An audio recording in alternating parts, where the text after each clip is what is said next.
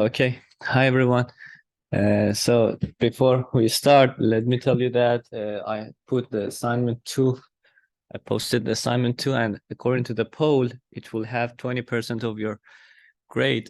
So please do it and submit it by the due time, because yeah, it has 20% of your grade. Okay, thank you. Any question? No? Okay, so where we talked about regularization in the previous session. Now we go to recurrent neural networks and long short-term memory networks. These are for sequence processing data. Okay, so before the era of transformers in deep learning, nowadays is the era of transformers. Okay, regular neural networks could not process sequences such as sentences, which are sequences of words, or speech sequence of phonemes. Sorry. So we have a lot of sequence data. Examples: sentences, sequence of words, or when we talk, right? Speech is a sequence of phonemes. Every part of the speech, they call it phoneme. So we couldn't do that probably without any recurrence. So before transformers, we had to use recurrence for processing sequence, and we'll see how it is done. So recurrent neural network, or RNN in short, it was proposed in reference 1. What is it? It's a dynamical system, we'll see that, which considers recurrence. So it has recurrence in it. As you know, feed-forward neural network doesn't have any recurrence in it, okay? But in RNN, we have recurrence, and we will see that. So in recurrence, the output of the model is fed as input to the model again in the next time step, right? And I think it's obvious, it's recurrence. So one of them, there are several algorithms for training recurrent neural networks. One of the main training algorithms for RNN is backpropagation through time, or BPTT in short. Okay. So it was developed by several works, these references, which is similar to the backpropagation algorithm, but has also chain rule through time. So backpropagation has chain rule for the weights, right? Layers and weights. But now we have chain rule through time as well. And that's backpropagation through time. So there were some problems with gradient vanishing or explosion for long-term dependencies. So do you agree that if I have long-term dependencies, it means that if I have chain rule for a long time, then if every gradient is small, the multiplication becomes too small, right? That's gradient vanishing. Or if the gradients are large, the multiplication becomes too large. That's gradient explosion. So this is a common problem of recurrent neural networks, gradient vanishing and gradient explosion. So there are several ways that they have tackled that this issue. One of them is close to identity weight matrix. We'll see them. Long delays, leaky units, and echo state networks. We'll go through them. Okay. And sequence modeling requires both short-term and long-term dependencies, right? Consider this example. So 2 examples.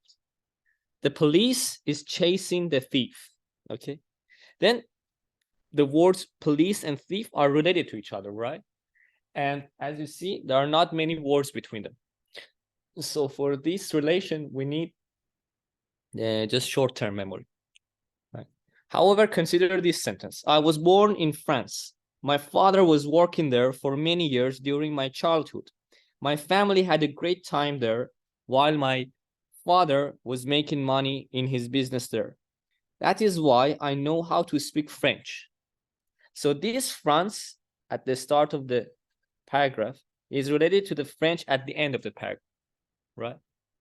But for this relation, there are a lot of words between them. So for this relation, we need to have long-term memory.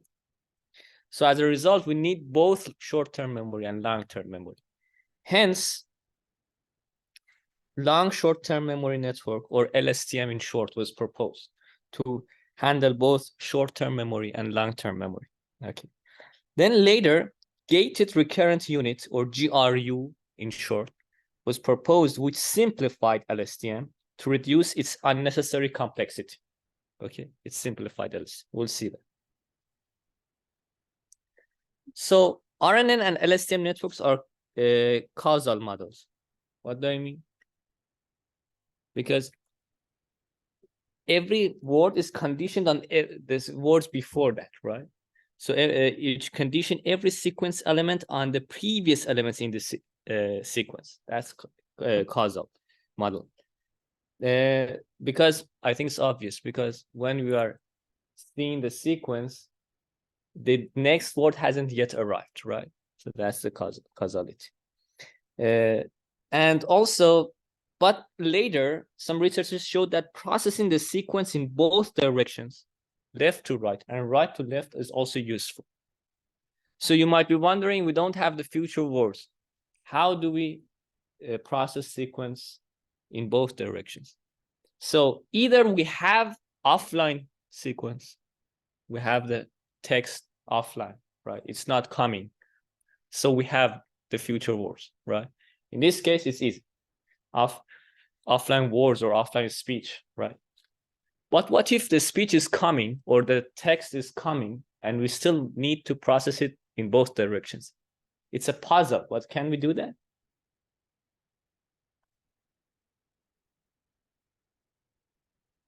Can you guess how to do it? So I think I have said it here. Consider chunks of them. So wait for a chunk to arrive and then process it in both directions. Then we go to the next chunk. So chunk by chunk, part by part, it comes. And now when the chunk or part is available, we can process it in both directions. Agreed? So it's doable.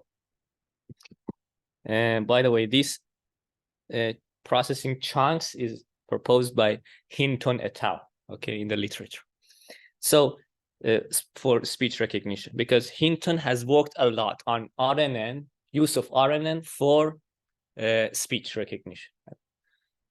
So bidirectional RNN was proposed. Also bidirectional LSTM was proposed. Both were proposed for processing sequences in both directions. Later, embeddings from language model, or ELMo in short, was proposed, which is a language model which makes use of bidirectional LSTM. So it uses bidirectional LSTM. By the way, ELMo used to be famous before transformers. Before transformers, ELMo was very mostly used in the literature of the natural language processing. Okay. So now let's go deep into the details of recurrent neural network. Okay. So first, a dynamical system. What is that? Dynamical system is not just for machine learning. It's a physical system, right? We see it a lot. I think we see it in physics, in chaos theory. So chaos theory is very related to dynamical system. Do you know what chaos theory is? It's a very hard field of mathematics, working with differential equations. You know differential equations, right? So it's also related to the initial values. So for differential equations, when you solve them, initial values are important. Do you remember? I don't know if you have passed any course on differential equations or things related to that. If you are mechanical engineering, you must have, I guess, passed at least one course related to that. So they solve that, and then, of course, you will need initial or border conditions, they call it, border conditions or initial conditions. Then when you change initial conditions in chaos theory, the performance significantly changes. You might think, okay, I add epsilon to the initial value, the output will probably change by epsilon. No, the output might change by million. A lot, okay? That's why it's called chaos theory. It makes a chaos, right? So it's very sensitive to its initial values. And a very famous example or sentence for chaos theory, which is very famous among public people, is that they say when a butterfly flies in, for example, one side of the Earth, there might be a tornado on the other side of the Earth, right? And that's also, you can see it as a chaos theory. Because initial thing a little changed by the flying of some butterfly, and it had a significant effect, right? So that's chaos theory, and it's a very hard part of the mathematics. Okay, so dynamical system also is in chaos theory. It is a recursive model, and its classical form is as follows. HT is F theta HT minus 1. So of course, HT minus 1 is the state in the time. So HT is the state at time t, HT minus 1 is the previous state, right? So you feed previous state to the model F theta. Theta is its parameter, F is a function, right? And F theta is a function fixed between the states of all time steps. So F theta doesn't change between the states, right? And then you get this. As you see, it's recursive. Now we can have a dynamical system with an external input signal where xt denotes the input signal at time t. Okay, xt is the input signal at time t. So then the model becomes this: ht equals f theta ht minus 1 and xt, right? So consider this figure A. So this is dynamical system equation 1. As you see, we have f theta and h. This is a folded version. If we unfold it, you can unfold it in time. So ht minus 1, ht plus 1, etc. Right? By the way, what does this mean? This dot. It means that the delay is only one time slot, right? If it was 2, what would it be 2? So for example, I mean, if I had 2 dots, what would it mean? If I unfold it, it would be like this.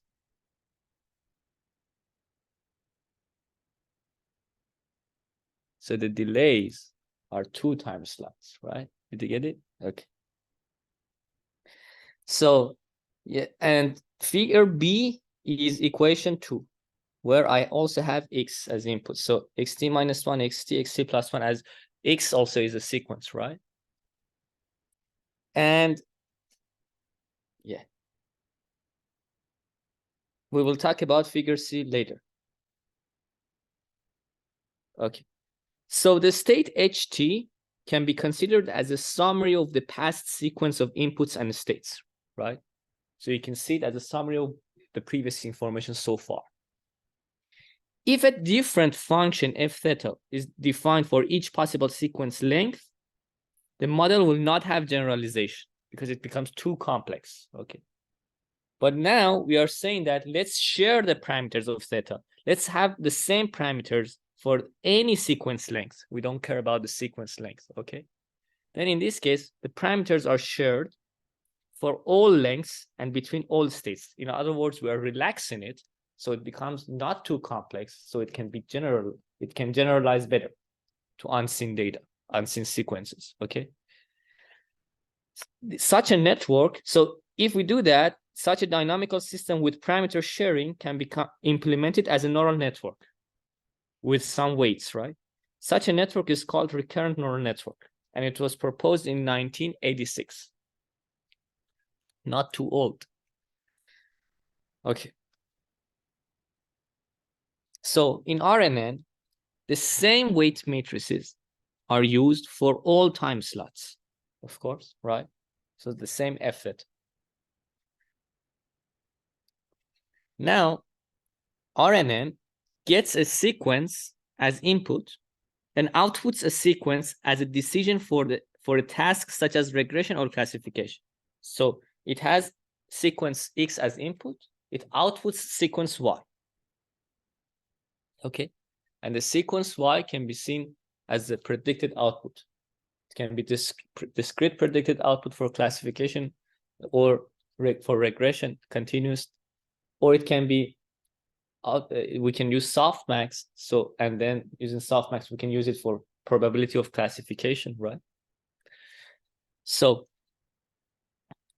now suppose the input, output, and a state at time slot t are denoted by xt, yt, and ht, okay, at time t. So xt, let it be d-dimensional. The xt itself is d-dimensional, okay? Note that x is sequence. At every time slot, it's a d-dimensional vector, okay? Yt is q-dimensional, and ht is p-dimensional, okay? Let W be a matrix of P by P, size P by P, okay? And it's the weight matrix between the states. Like the weight matrix, do you remember in feed-forward neural network, we have weight matrix between the layers, right? Also here, we have weight matrix between the states. U is P by D, and it is the weight matrix between the inputs and the states. So here, as you see W, you can see W is the weight matrix between the states. You see that, right? So U here is the weight matrix between the input and the states, right? And V, which is Q by P, is the weight matrix between the states and outputs, as shown here. And as you see, W, U, and V are shared between all of the time slots. They don't have any subscript T. They don't change by T, right? We update them by backpropagation, but I'm saying that the W here is the same as W here. That's the same as W here. Okay. And also these dimensionalities match the dimensionality. So what do I mean by U here? I mean project recall preliminaries. I mean project X onto the column space of U, right? Or here W means that project HT minus 1 onto the column space of HT. So onto the column space of W, sorry. Okay. So as you see here, by the way, when I said column space, I was talking about this, but here they usually write it as W. Does it matter? We are going to learn W. Whether you can name this W again. Naming is not important, right? So okay. I guess if we write it in this way, I guess it projects onto the row space of W. Doesn't matter, right? It's important that this is a linear projection. Okay. So what was I saying? Okay. Now we also have some biases. Do you remember? For learning the bias or intercept, in data, also in feed-forward neural network, we had some biases, right? You recall the lecture of perceptron.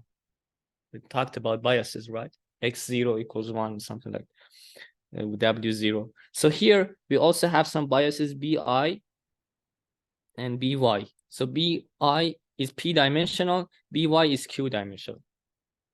The bias for input and output. So now IT is defined as this, WHT minus 1, because of this. So HT minus 1 projected by W, then UXT XT projected by U, plus some bias BI, it gives us IT, right? It gives us IT, but is IT HT? No. We pass it through some activation function, and we usually use hyperbolic tangent activation function. Okay, so hyperbolic tangent of IT, or if you replace it with this, hyperbolic tangent of this gives us HT. IT is, by the way, is P-dimensional, because W is P by P, HT minus 1 is P by 1, so the whole thing becomes P by P. Also, these become P-dimensional. HT is also P-dimensional, but it is between -1 and 1 because of hyperbolic tangent. Recall its range. Then output YT is obtained by VHT plus BY. Some linear projection plus some bias, right? That gives us YT, which is Q-dimensional. Okay. So if we might have some activation function at the end. If we have activation function, then we also should pass this YT through the activation function, which is usually we use softmax for the sake of classification. Then softmax of YT gives us YT hats. which is Q-dimensional. And this is the formulation for softmax, right? Do you remember? Recall the lecture of activation functions. So YTJ here denotes the jth component of YT. Okay. By the way, note that YT minus 1, for example, or YT itself is Q-dimensional, right? So I'm applying softmax on the Q dimensions of YT itself. I'm not applying softmax across the time. Did you get it? Don't get confused. Every YT is a vector itself. Okay, now we talked about RNN. Let's talk about how to train it. Backpropagation through time. So one of the methods, not the only one, but one of the methods for training RNN is backpropagation through time, or BPTT, which is very similar to backpropagation algorithm because it is based on gradient descent and chain rule, right? But it also has chain rule through time. So it was developed by several works. It wasn't one work which developed that. Several people were developing that at the same time. This algorithm is very solid in theory, but it does not show the best for performance in practice. There are a lot of cases where theory works very well, but practice is not that much good. Okay, so in BPTT, loss is considered as a summation of loss functions at the previous time steps until now. So the loss itself is a summation of losses through time, right? As mentioned here in equation 1. L, which is a scalar loss, is a summation of L1, L2 until LT, right? And each L1, L2 until LT is also a scalar.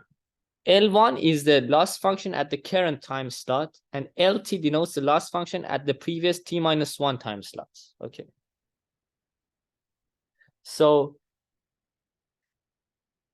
by the way, why do we consider t? Why don't we go until the end? So it's a window, right? T is a window. We only go until, because of memory. It's infeasible to go memory and also computation. We don't want to calculate from the beginning of the time, right? So we have some limits. So as it is impractical to consider all time steps from the start of training, because we might have trained, we might train for a month.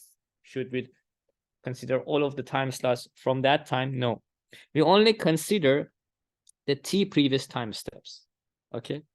By the way, it shows that we assume that RNN has t order Markov property. What do I mean by Markov property? So one order Markov property means that if I have the information of the, so assume at this time slot, I should condition my current time slot on all of the previous time slots. Agreed? Right? So far, conditioned on whatever I have, what can I have now? Right? This is what we have in sequence process. Markov property says, but previous time step kind of encapsulates the information of all of the previous time slots, right? So let's only condition on the previous time step and ignore conditioning on the 2 time steps ago, 3 time steps ago.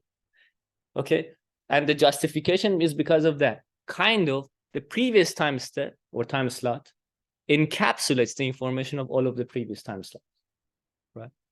So if we only condition on the previous time slot, this is one order Markov property. If we condition on the previous time slot and the second to last previous time slot, so 2 time steps before, that's 2 order 2 or 2 order Markov property, right?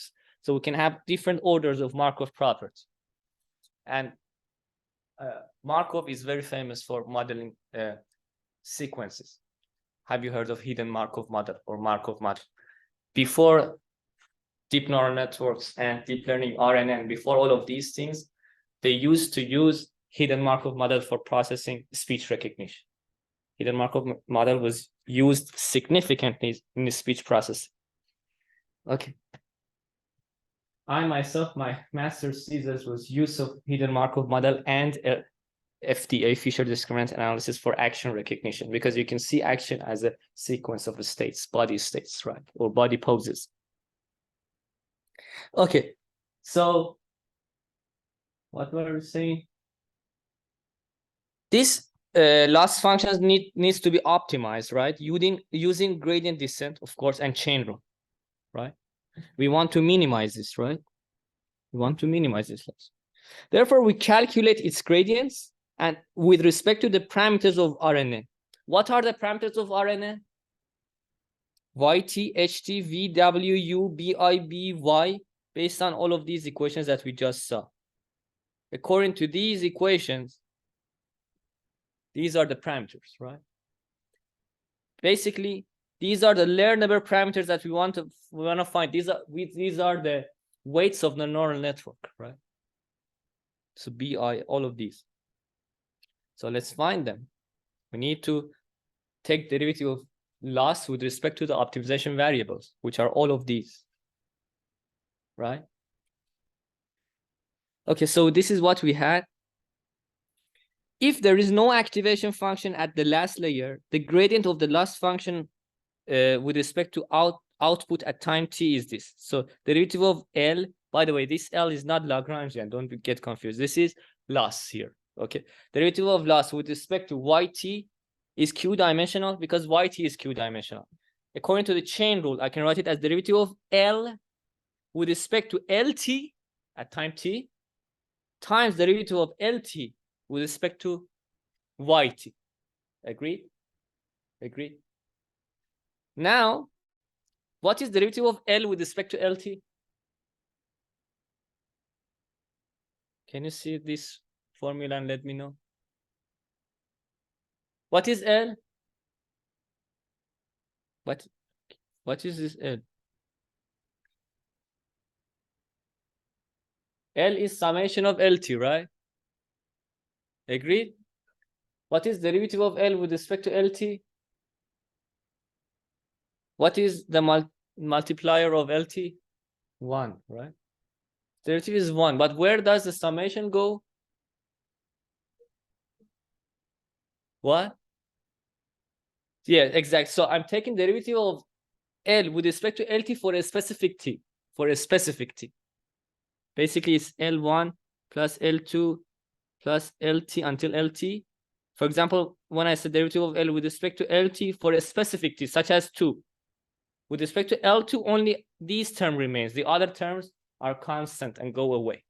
Okay, so it becomes 1. So only I will have this. Agreed? Okay. What? The gradient of the loss function at time t with respect to the output. What about LT with respect to out? So with this, how do we calculate this? It depends on LT. LT is some loss function. If it is mean squared error, it has some derivative. If it is, you tell me. So we have, if it is cross entropy, it has its own derivative. So derivatives based on the formula of the loss function LT. Okay, agree? Agree.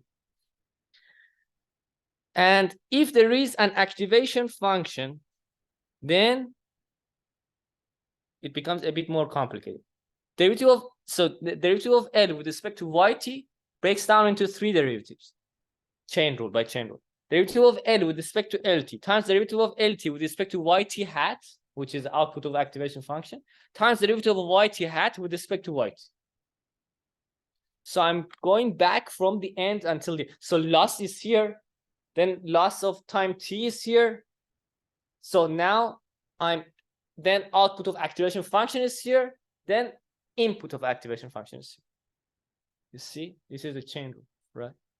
So this is again 1. Then I will have these 2 terms. Again, derivative of LT with respect to YT hat. What is YT hat? It's the output of activation function, which is the input of loss function. Agree? argument of loss. So this is calculated based on the formula of the loss, LT. What is this? Derivative of yt hat with respect to yt. Yt hat is the output of activation function. Yt is the input of activation function in the last layer. So it's basically based on calculated according to the formula of the activation function. If it is softmax, it has some derivative. If it is sigmoid, some derivative. Hyperbolic tangent, some derivative. Recall the lecture of activation functions. I listed all of the derivatives of activation functions for you in that lecture, right? So now derivative of L with respect to yt is calculated. Okay, with respect to a state now, ht. So derivative of L with respect to ht is p-dimensional. Why? Because L is scalar and ht is p-dimensional. According to chain rule, it breaks down into these things.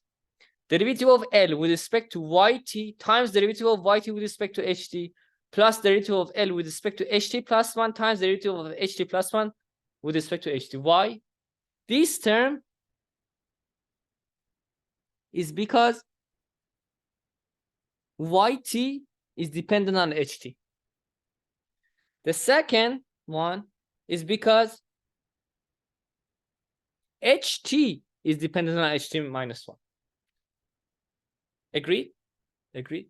So ht, you can see it, but by the way, can I write this as h? So consider this equation 2, the second equation. Can I write it as ht plus 1 equals hyperbolic tangent I t plus 1, which is hyperbolic tangent of wht plus uxt plus 1 plus bi, right? As a result, ht plus 1 is dependent on ht. Also, yt is dependent on ht. That's why chain rule breaks down into summation of two terms, right? Agree? So ht has effect on both yt and ht plus 1, in other words. Okay, that's why we write it in this. Now, what should we do? So what is the derivative of yt with respect to ht? See this formula. It's v, right? Yes. Now, let's denote derivative of L with respect to ht. Where is it? So derivative of L with respect to ht I denoted by delta t. As a result, this equation becomes this. So derivative of L with respect to ht plus 1 becomes delta t plus 1. Agree?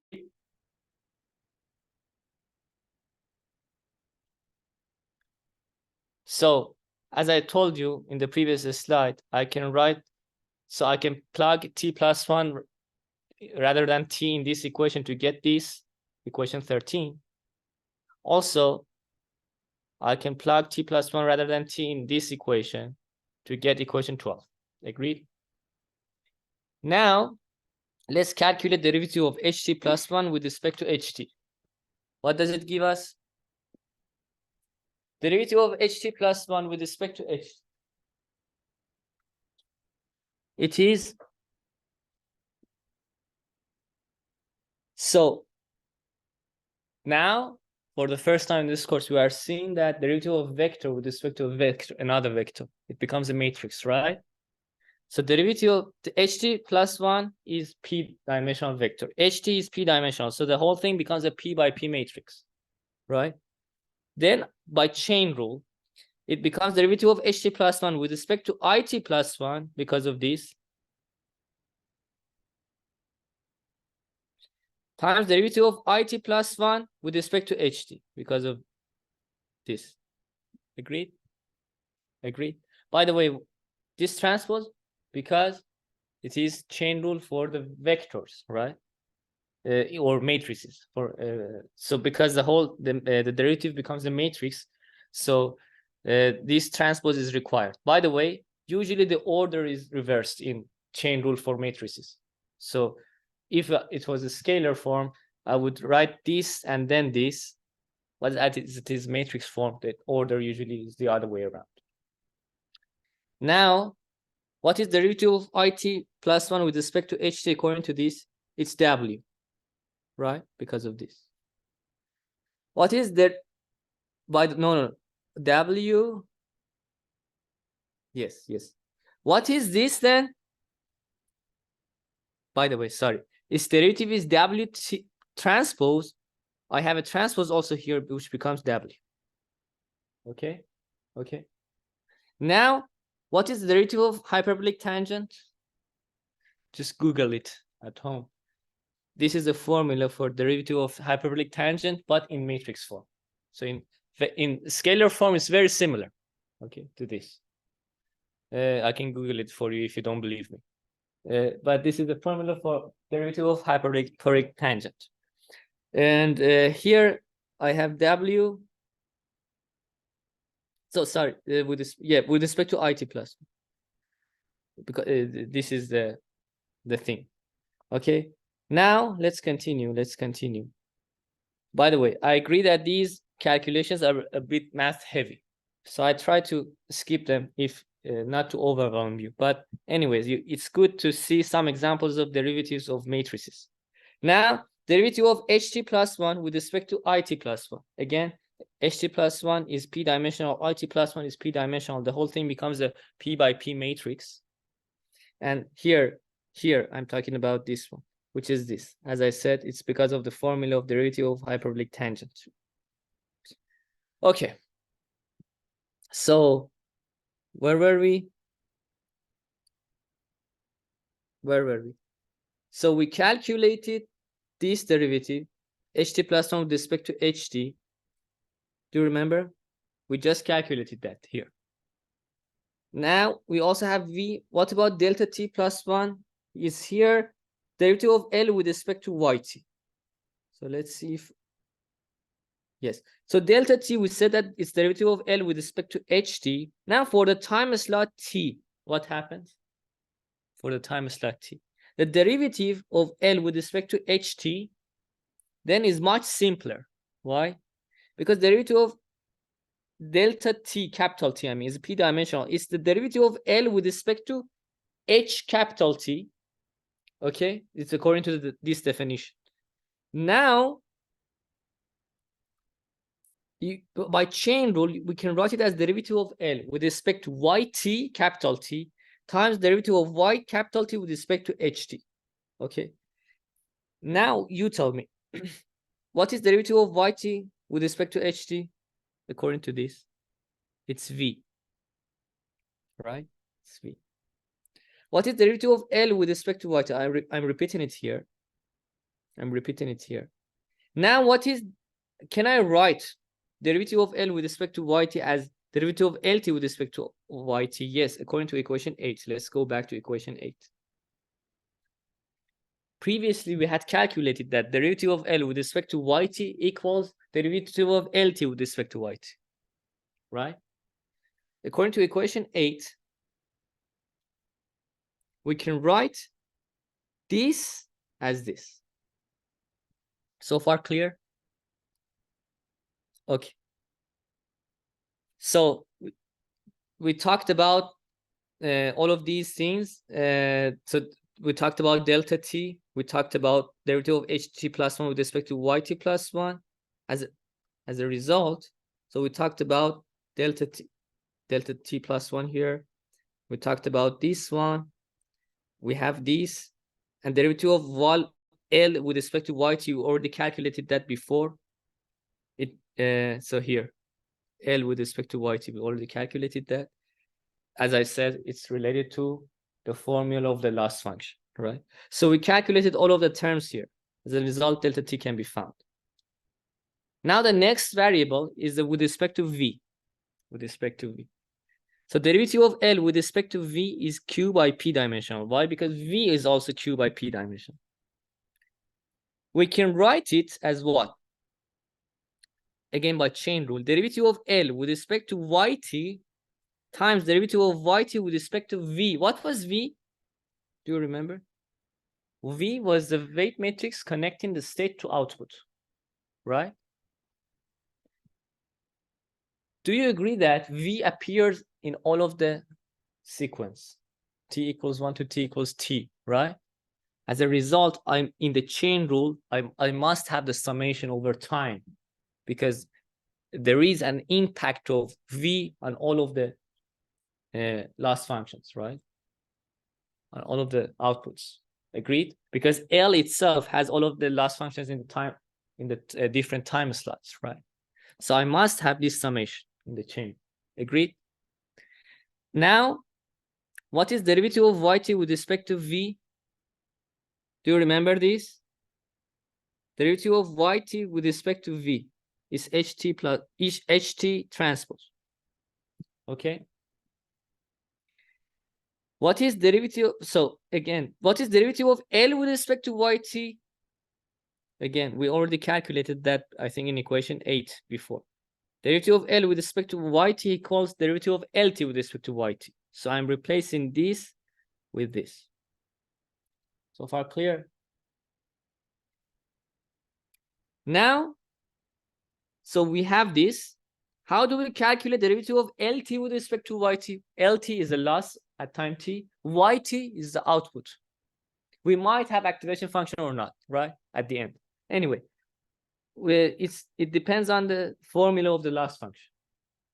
If we also have activation function, it depends on the formula of the loss function and the activation function together, because we will have chain rule, right? Now, the next variable, W. Derivative of L with respect to W. So how do we find that? W is P by P. As a result, this derivative is also P by P. So by chain rule, we can write it as derivative of L. Again, as it is matrix chain rule in matrices, is the order is reversed.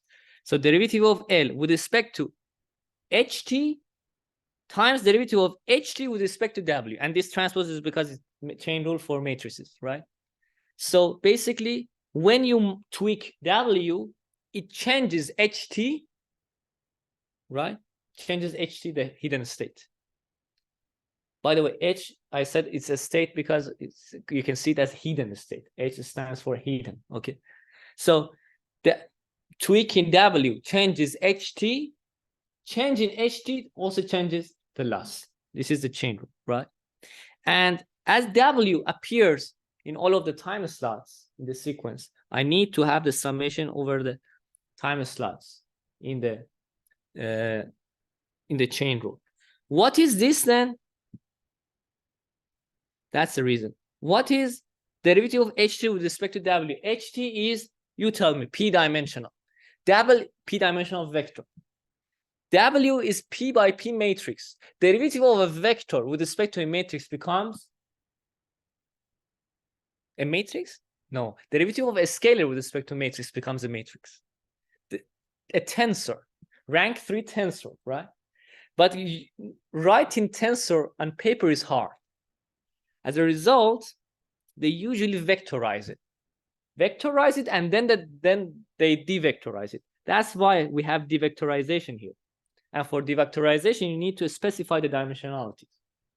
Okay? So derivative of HT with respect to W, as I said, it is a tensor, but we vectorize one of the dimensions, so it becomes a matrix. Rather than becoming a tensor P by P by P, it becomes a matrix P by P squared. Did you get it? So you can write it as this, again by chain rule. Derivative of HT with respect to IT times derivative of IT with respect to W. Why haven't I reversed the order in the chain rule and with the transpose? Because when I was calculating that, I saw that I should write it in this way. So the matrix dimensionalities in matrix multiplication match. Okay, that's the reason. Okay. Derivative of HT with respect to IT, which appeared here, is also P by P. Why? Because HT is P-dimensional vector, IT is P-dimensional vector. And it's this. Why? Because of the hyperbolic tangent formula. This is a derivative of the hyperbolic tangent. Okay. Derivative of IT with respect to W, again, derivative of a vector with respect to matrix becomes a tensor, which we vectorize it. For vectorization in the derivatives, there is some formula. Feel free to see my tutorial paper on optimization. Okay, in that, on one of the sections in that tutorial paper, I have explained how to do that. Okay, I don't want to overwhelm you. I just let you know that that calculation and formula has Kronecker product. What is Kronecker product? I think the best way to show it is Wikipedia.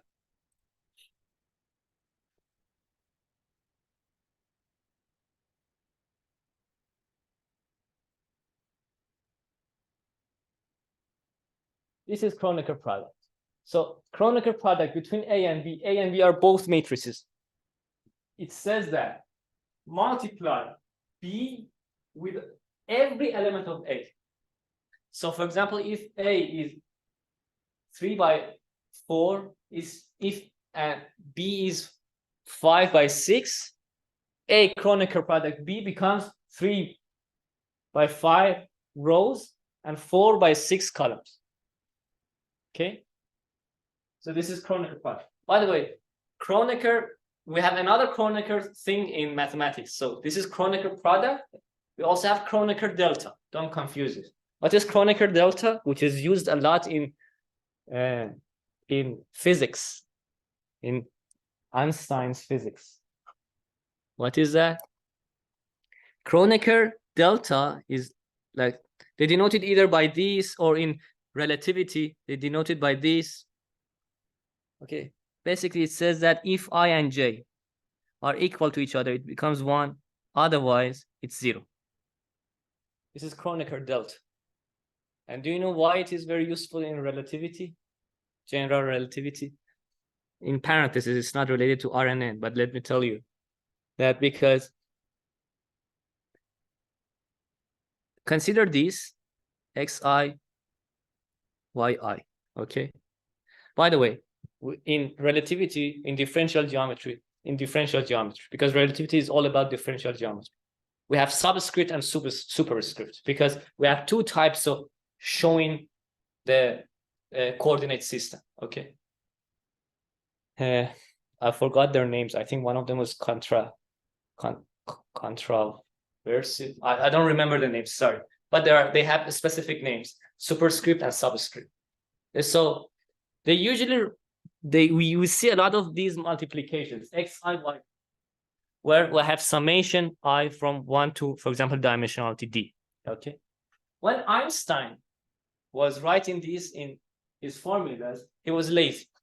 He said, let me drop this summation, okay? And in his paper, he said, whenever I say xi, yi, one of them is subscript, the other one is superscript, I mean, I have some summation before that, okay? And it became Einstein's convention, okay? Okay, Einstein, he made a convention in science, in notation. So yeah, whenever you see xi, yi in physics, there is some summation behind it.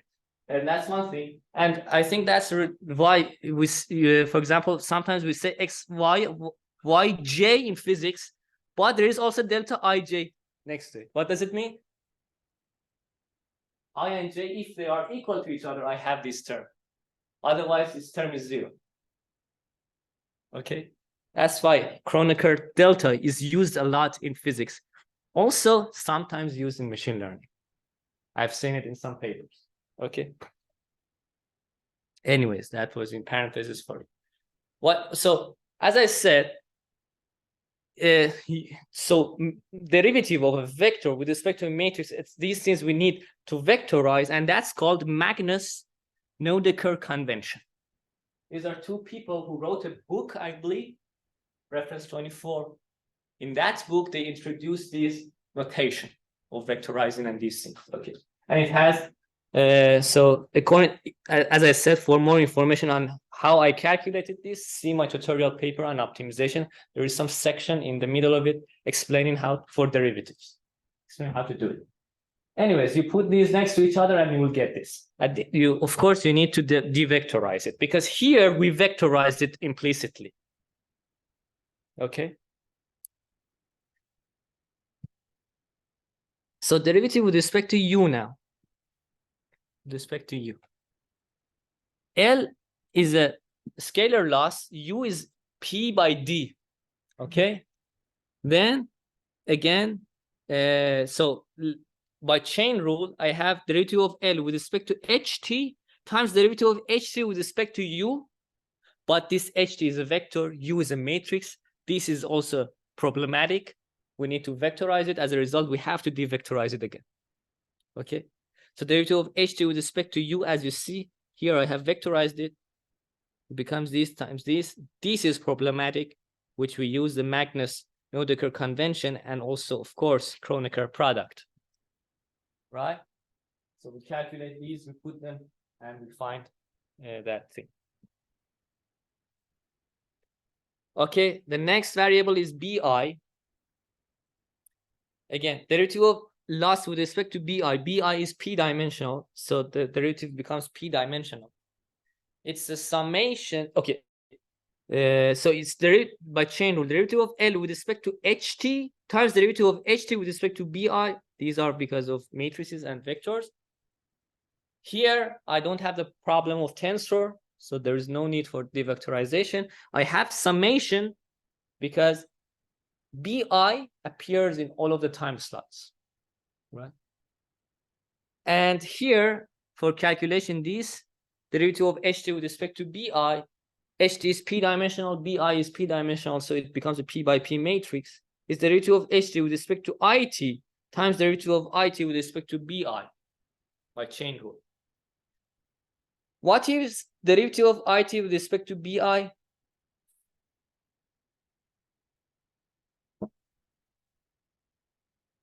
If I can find it. What was IT? According to this, what is the derivative of IT with respect to BI?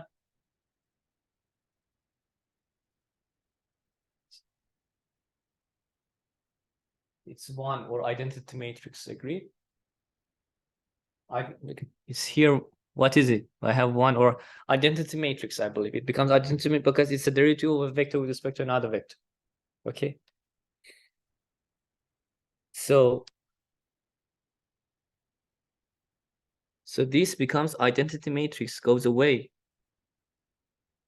And I have this. But how do we calculate the derivative of HT with respect to IT? We already calculated that in equation 18.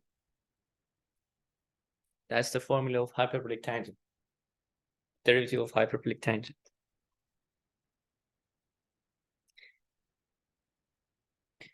Derivative with respect to BI. So recall these equations. Derivative of L with respect to BI. L is scalar, BI is q-dimensional vector, so it's a vector. It becomes by chain rule derivative of L with respect to YT times derivative of YT with respect to BY. Okay. There is no transpose here because of the matrix matching dimensionalities of the matrices. Okay. And then I have summation over time because BY appears in all of the time slots. What is derivative of YT with respect to BY? Identity matrix, right? Its multiplier is 1. So it goes away. And I will have this. What is derivative of LT with respect to YT? It's calculated based on the formula of loss function, right? LT. Agreed? Because YT is the output, assuming we don't have activation function, which is the argument or input of the loss function.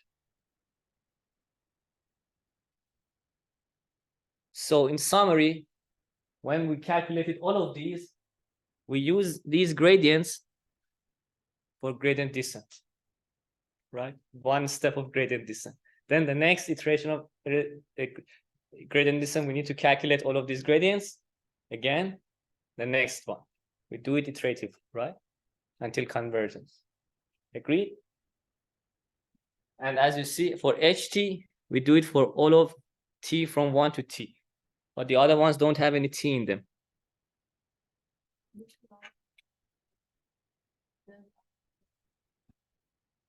Does RNN take a lot of time? I'm not sure. So if I don't know anything, I will say I don't know. But But I think for computer, it's not that much hard to calculate these things. I agree. I believe that it's not that much time consuming. RNN has some other issues.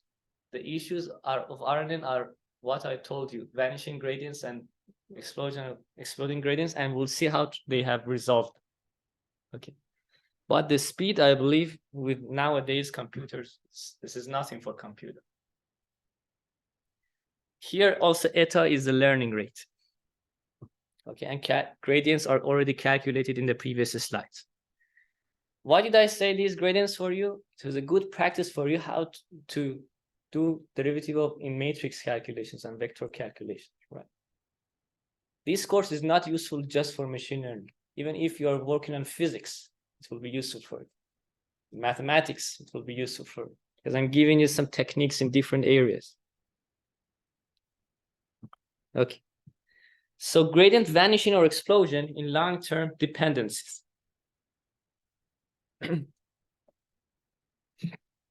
Okay. So in recurrent neural networks, so as in deep neural networks, the final output is the composition of large number of nonlinear transformations. Of course, we have a lot of nonlinear transformations. For example, hyperbolic tangent, etc. Right? We have activation functions. And this results in vanishing or exploding gradients in recurrent neural networks because we have a lot of multiplication of gradients as well. Especially for capturing long-term dependencies, obviously. In long-term dependencies, I have more matrix multiplication of gradients, right? So in long-term dependencies, the problem of gradient vanishing or explosion happens.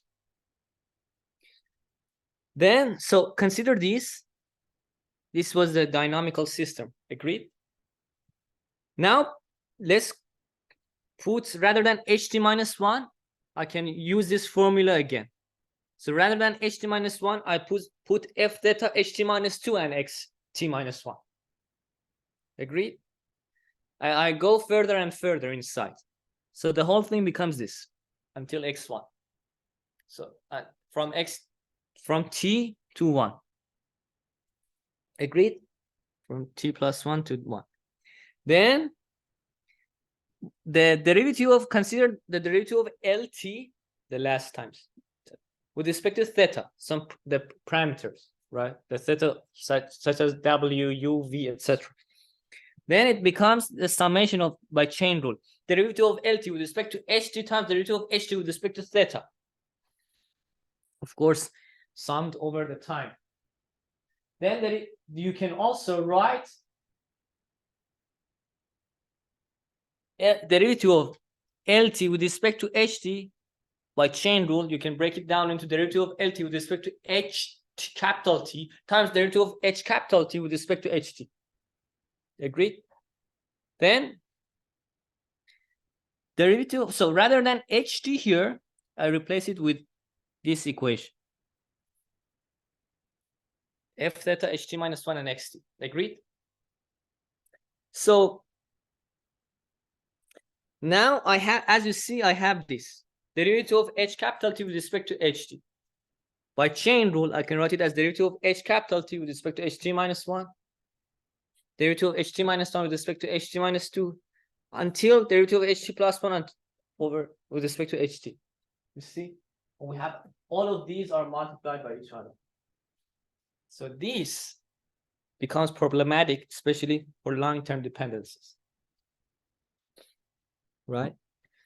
So if each of them even is slightly smaller than 1, even slightly smaller than 1, then the multiplication becomes too small. Gradient vanishing. If each of them is slightly larger than 1, then it will explode. It might become 1,000 or 1,000,000, right? For long-term dependencies. As a result, we have the problem. So at that time, people loved to have long-term dependencies, because if RNN can capture long-term dependencies, it is strong, right? So they wanted RNN to capture long-term dependencies by increasing the capital T, right? But they couldn't do that because of gradient vanishing and gradient explosion. Trade-off, right? You want to do something, but you can't. right? So they said, what should we do? Several ways to handle that. One of them is this: close to identity weight matrix. Do you remember this? HT was hyperbolic tangent of IT, right? Now, as you see, the state is multiplied by weight matrix W at every time step. If there is long-term dependency, many of these W matrices are multiplied to each other. Agreed? So now suppose the eigenvalue decomposition of the weight matrix W is this. Recall preliminaries. W is A, the lambda A transpose, where A are the eigenvectors column-wise, and lambda is diagonal matrix having the eigenvalues of W. So I replace W here with its eigenvalue decomposition. Agreed? And now if a change epsilon in some element of the state HT minus 1 here is aligned with an eigenvector of the weight matrix W, okay, then the effect of this change in HT here will be lambda to the power of T times epsilon, where T is after time, T time steps, according to this equation. So consider some change in epsilon in HT minus 1. Also, I have the eigenvalue lambda and some eigenvector A maybe. If that HT minus 1 is aligned with A, some eigenvector, then its eigenvalue becomes important, that eigenvalue of that eigenvector. After T time steps, how big or how small this change of epsilon become? It becomes lambda to the power of T times epsilon, okay, after T time steps. Now, two cases may happen. If the largest eigenvalue is less than 1, largest one, okay, then the change lambda to the power of T epsilon is contrastive, because lambda to the power of T becomes much less than 1, okay, for long-term dependencies, for large T, right? In this case, gradient vanishing happens. If the largest eigenvalue is greater than 1, greater than 1, then lambda to the power of T epsilon is diverging, because lambda to the power of T becomes much greater than 1 for long-term dependencies. Then we'll have gradient explosion, okay? And the gradient network forgets very long time ago, okay? So in this case, the gradient explosion, as I said, occurs in long-term dependencies, and remembering very long time ago dominates the short term. Okay, let me explain this. So when lambda is less than 1, lambda to the power of T becomes much small, very small. It means that for large T, long-term dependencies, the effect of epsilon vanishes, right? Lambda to the power of T epsilon becomes almost 0. So in long-term dependency, I forget epsilon, okay? What if lambda is greater than 1? Lambda to the power T becomes large. Lambda to the power T times epsilon becomes too large, right? Then it means in long-term dependency, I will completely remember this, but it will dominate every other information in the previous. So in the first case, I forget long-term dependency. In the second case, long-term dependency dominates short-term dependency. Both are bad. Agreed? Both. I don't want to forget my short-term memory. I also don't want to forget my long-term memory. Okay. So as a result, lambda shouldn't be much greater than 1. Lambda shouldn't be much less than 1. Lambda should be slightly less than 1 or almost 1. Almost 1, right? Slightly less than 1 or almost 1. This makes the RNN slightly contrastive, okay? And that's why it's called close to identity weight matrix. When it is close to identity weight matrix, its eigenvalues are almost 1. Okay. So one way to have this is that whose largest eigenvalue is slightly less than 1 is to make it identity matrix, as I said. There exist some other ways to determine the weight matrix W. For example, the weight matrix can be set to be orthogonal matrix. So there are, at that time, many people were trying different things to replace W with. So for example, one of them said in different papers. One paper said, let's make W orthogonal matrix. Okay. So another approach is to copy the previous state exactly to the current state.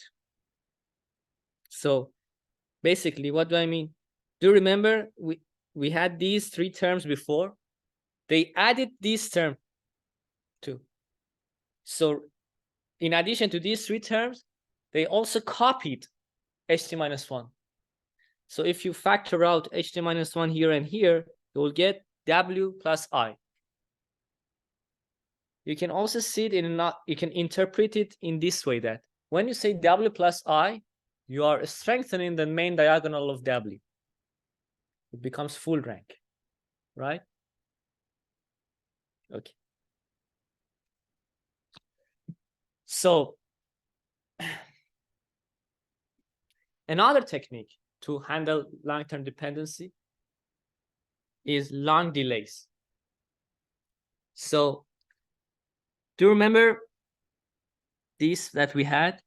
Every state ht is fed by its previous ht-1 through the weight matrix, right? In the regular RNN, the effect of change epsilon was lambda to the power t epsilon. We discussed it, right? Where lambda is the largest eigenvalue of W. Okay. So as you see here in this RNN, we have one-step connections or delays between the states. We can also have longer delays.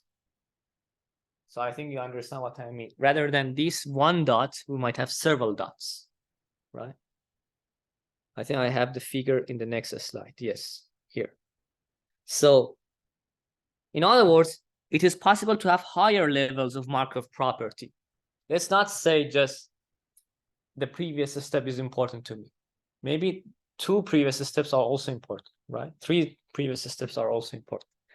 So let WK denote the weight matrix for the K step delays between the states.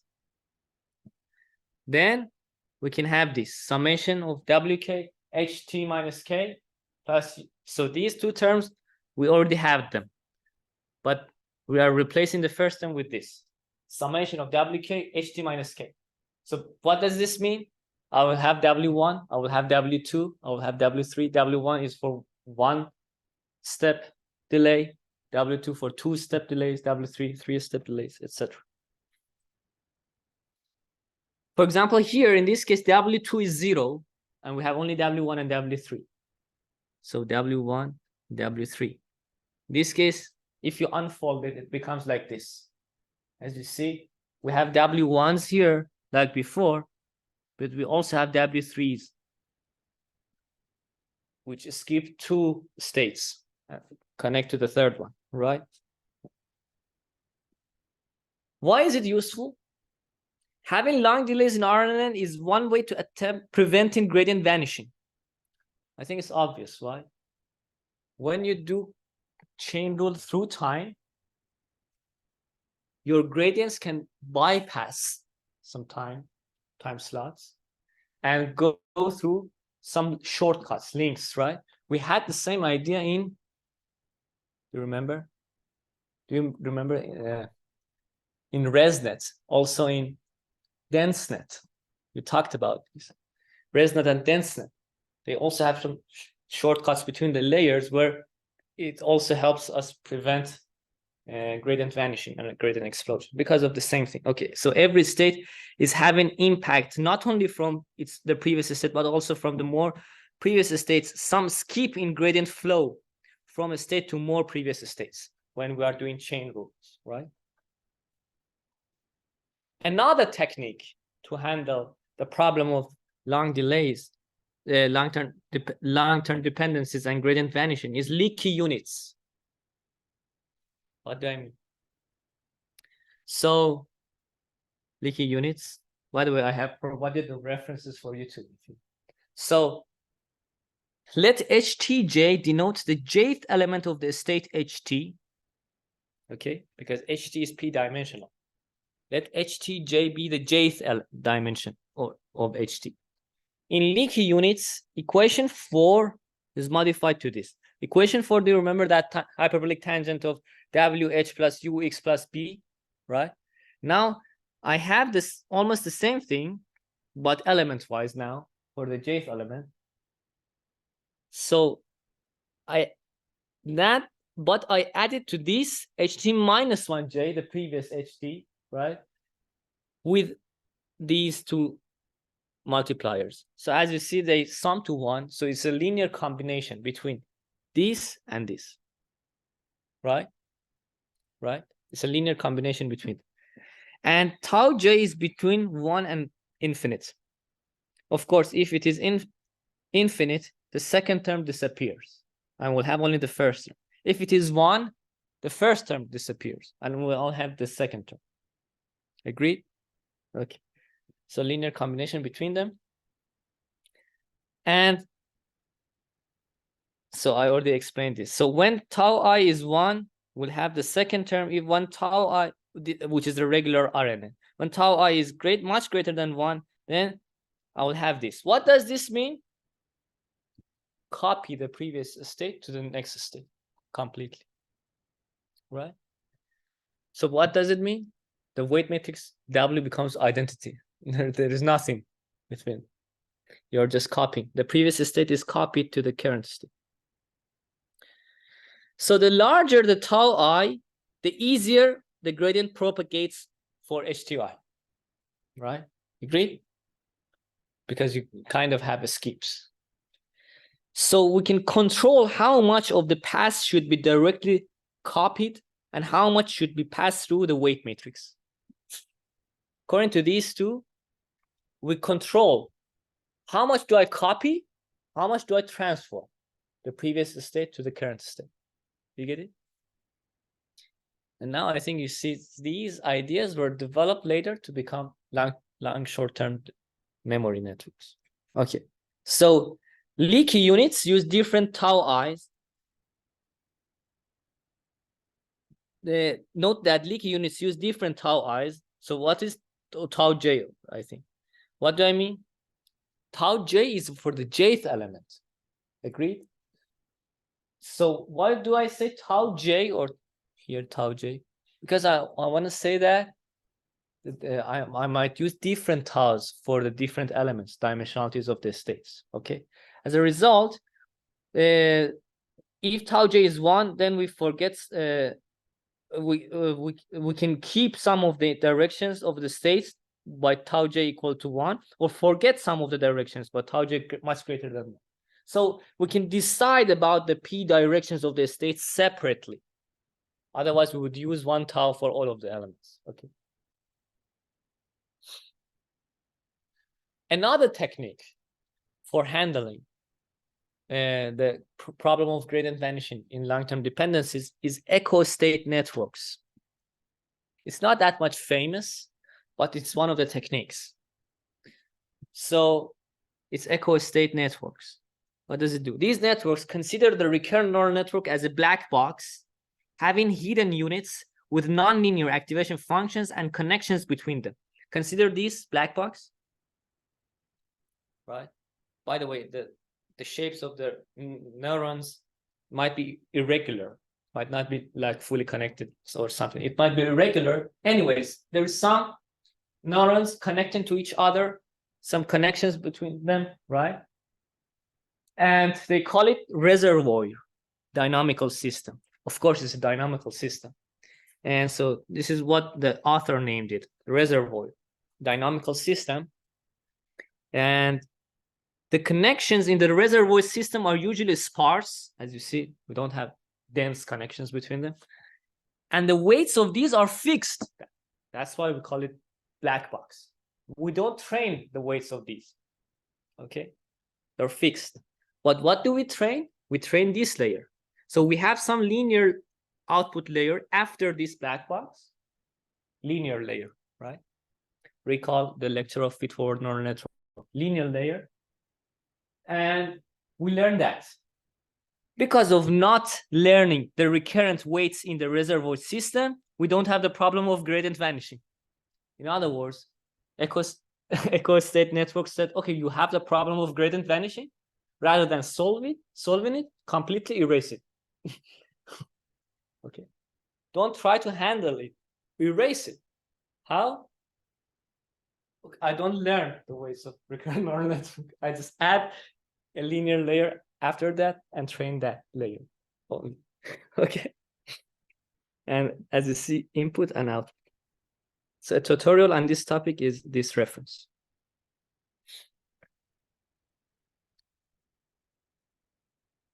Let's have a break and come back at what time is it? 8:50. Yeah. Come back at 8:30 and we'll continue, okay? With LSTM.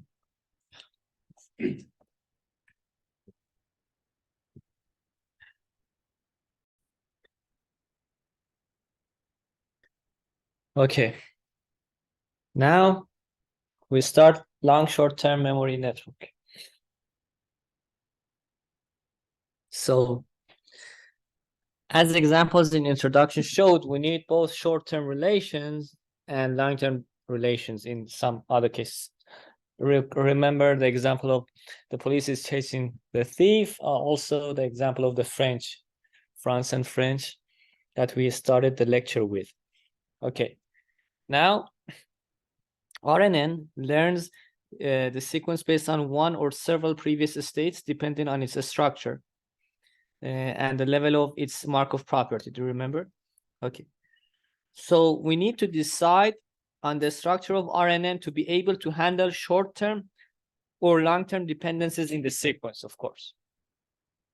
Instead of sorry, what happened? Okay, sorry about that. Thank you. So, yes. So we need to decide on the structure of RNN, and for example, the T, capital T, to see if capital T is small, then we have long short-term dependency. If capital T is large, we have long-term dependency. If we have long delays, we have long-term dependencies, etc. Right? Instead of manual design of RNN structure or deciding manually when to clear the states, we can let the neural network learn by itself. Okay, to clear the state based on its input sequences. Maybe in some input sequences, it finds out that the short-term memory is more important. In some input sequences, long-term memory is more important. So let it find it out by itself. Then we have, for that, we have long short-term memory network, or LSTM, which was initially proposed in 1995 to 1997. And it learns from its input when to use short-term dependency and when to use long-term dependency. In other words, when to clear the state or when not to clear the state. Okay. So LSTM consists of several cells, each of which corresponds to a time slot. Okay. As you see, we have LSTM cell for each time slot. Every LSTM cell contains several gates. So every LSTM cell has some gates, such as, so this is the zoom of one of the cells. Okay. Then you will see, for example, forget gate, input gate, new memory gate, and output gate. Okay. So we have several gates for learning different aspects of input time series. As you see, XT goes as input, YT comes as output.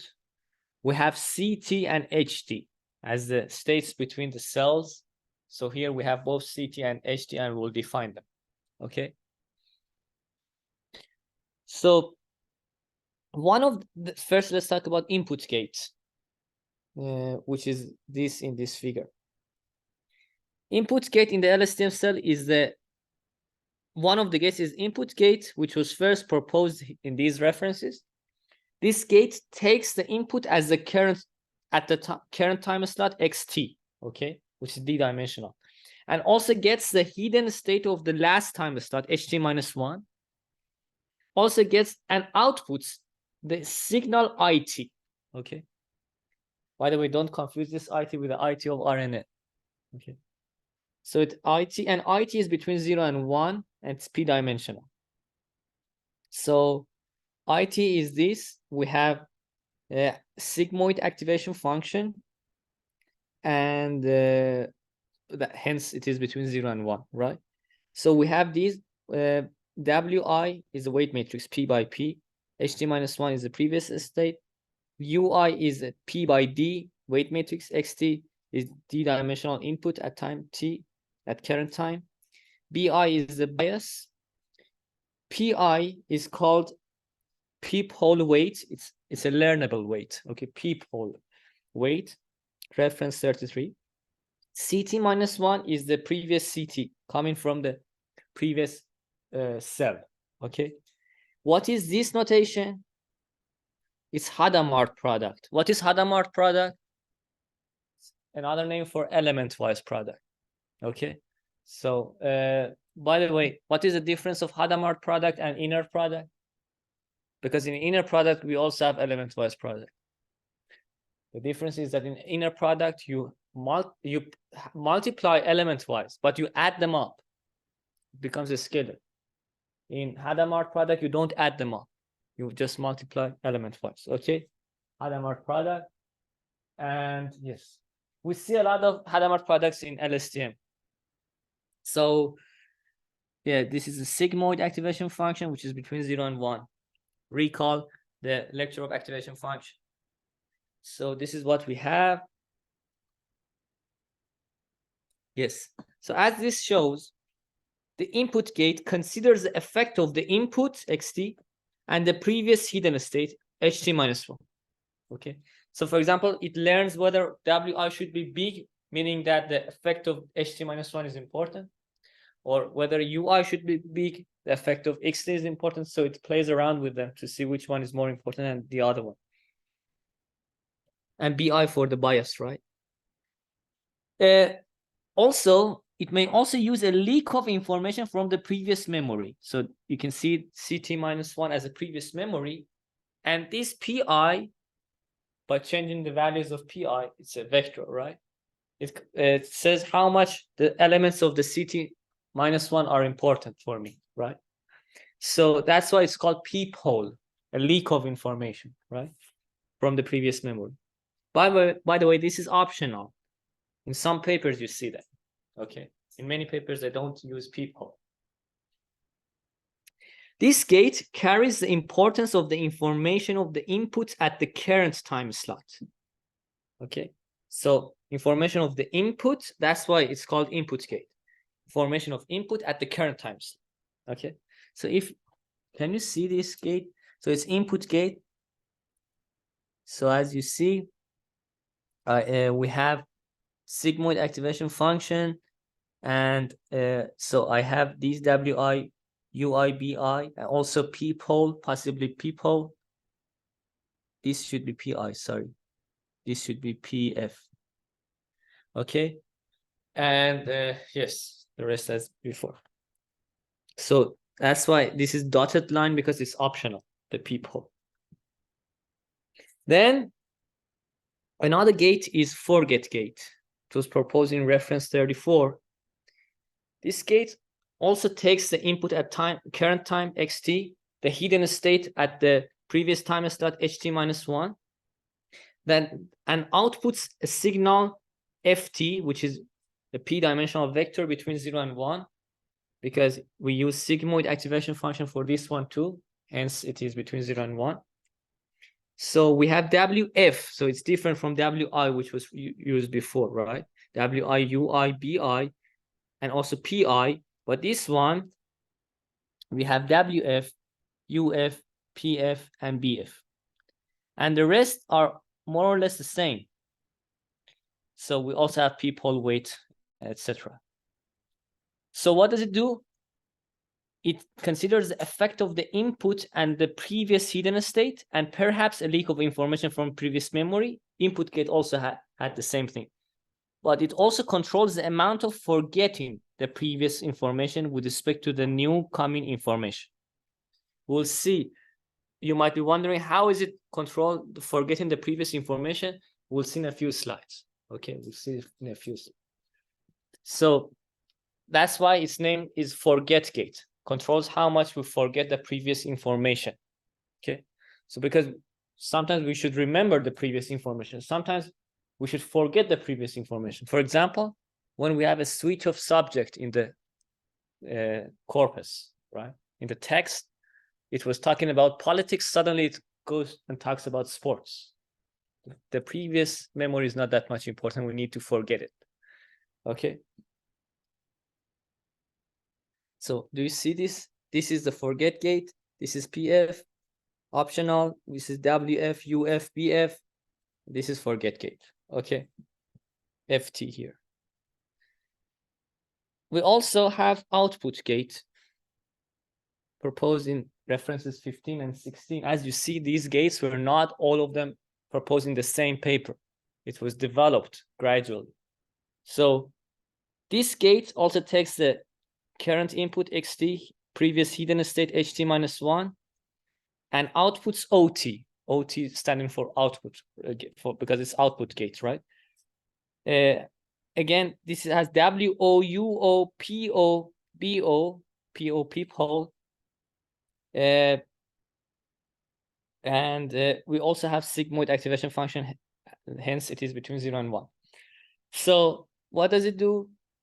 It considers the effect of input, previous hidden state, and a possible information leak from the current memory.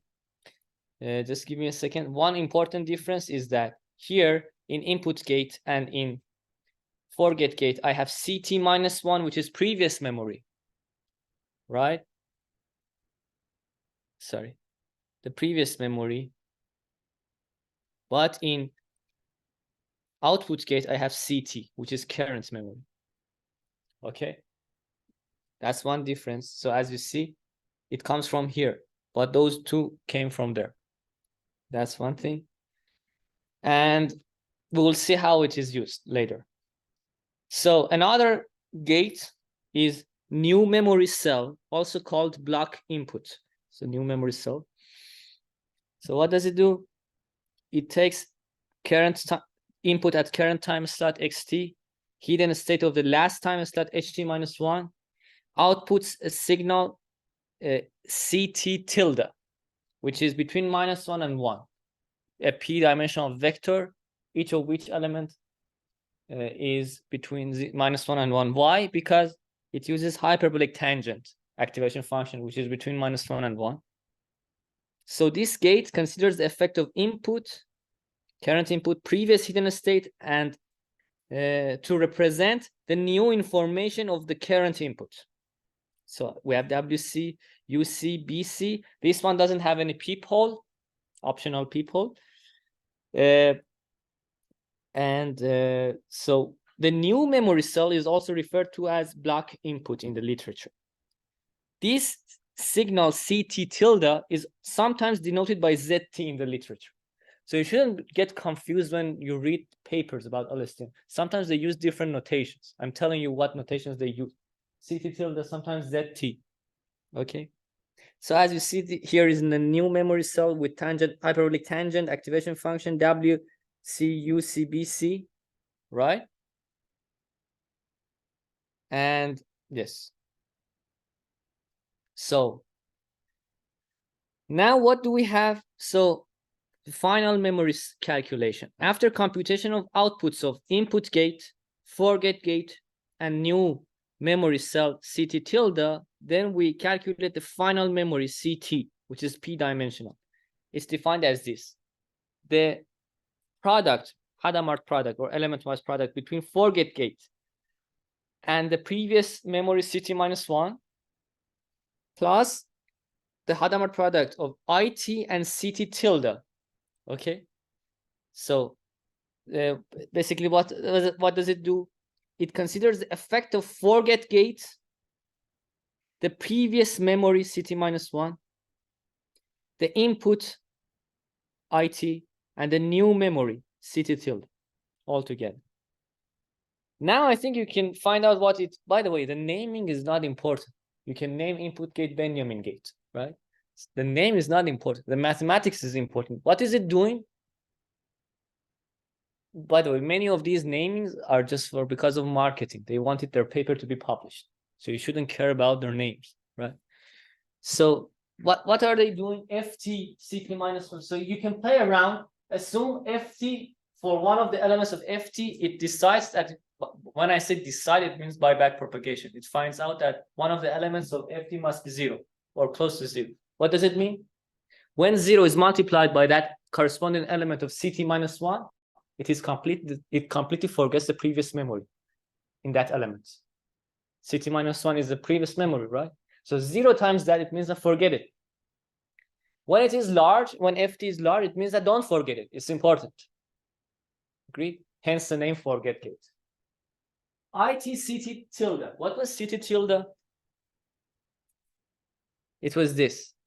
So again, it has some transformation of the previous state input, with some bias, and again, IT has also effect of input in it, although it is also a transformation of input, previous state, etc. As I said, names are not important. Benjamin times Alex. Okay, so what is it? Again, this is saying that play around by backpropagation, find out which one should be close to 0 or not close to 0, to forget some of them, to have the effect of them or not. Okay, so in summary, it says that so when you play around with these values, basically says how much the previous memory is important, how much the input is important, current input is. We have two types of information in LSTM, right? In the sequence, the current input, which is coming, or the previous memory. So you play around with these to see which ones are more important. So how much of the previous memory CT minus 1 should be forgotten? Also, how much of the new input information should be used because of this? So these two terms, and you add them up, right? This adding also is element-wise addition, of course. So the closer the input gate IT to 1, and the closer to the new memory cell CT1 to -1 and 1, the more the input information is used. As you see, CT plus CT tilde is between -1 and 1. So it might become negative. Agreed? So let's see, IT, CT minus 1. No, give me, sorry. IT and FT are both between 0 and 1. So it's kind of a score, right? But CT tilde is between -1 and 1. So it can have negative values, right? CT and CT minus 1, we should calculate, it's between -1 and 1. No, CT tilde is between -1 and 1. What about CT? CT is real. It can be different values because CT tilde is between -1 and 1, and IT and FT are between 0 and 1. And you are adding them up. Okay. So this is what we had. Now, as you see, we have a trade-off of usage of old versus new information. This is the whole idea behind LSTM. Old versus new information, old memory versus new incoming information. The weights of these gates are trained in a way that they pass or block the input or previous information based on the input sequence and the time step in the sequence. Based on the input sequence and also the time step. It finds out whether it should forget or not, right? For example, in that sentence that I was saying, when it comes to the word French, it finds out that the input is very important, right? It should give more value to inputs rather than to previous memory. But when it is maybe, it's not that much important. Previous information is more important, right? So we also have hidden state, HT, which is between -1 and 1. And what is it? It's a p-dimensional vector. And it is the Hadamard product between OT and hyperbolic tangent of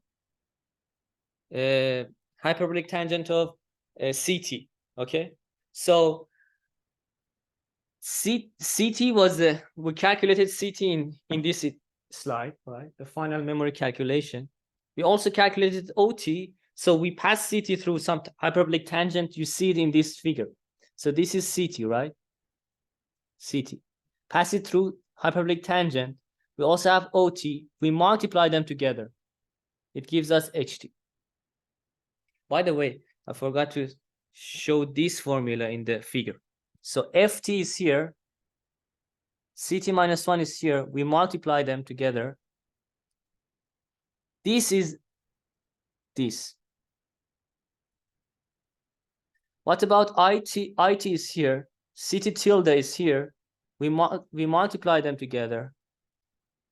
So here is this. Then we add them up. It gives us CT. Right? This hidden state is also considered as the block output of the LSTM cell. So they also call it block output. Okay. So basically, we have both HT and CT as outputs of the blocks to the next cell. Now the output YT.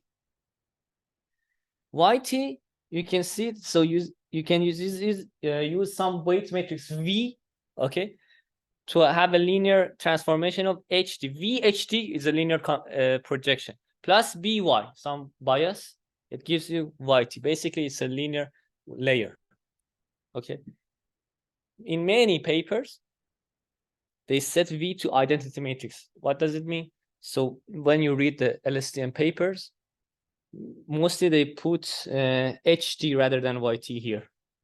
When they do that, it means that V is identity matrix and BY is 0.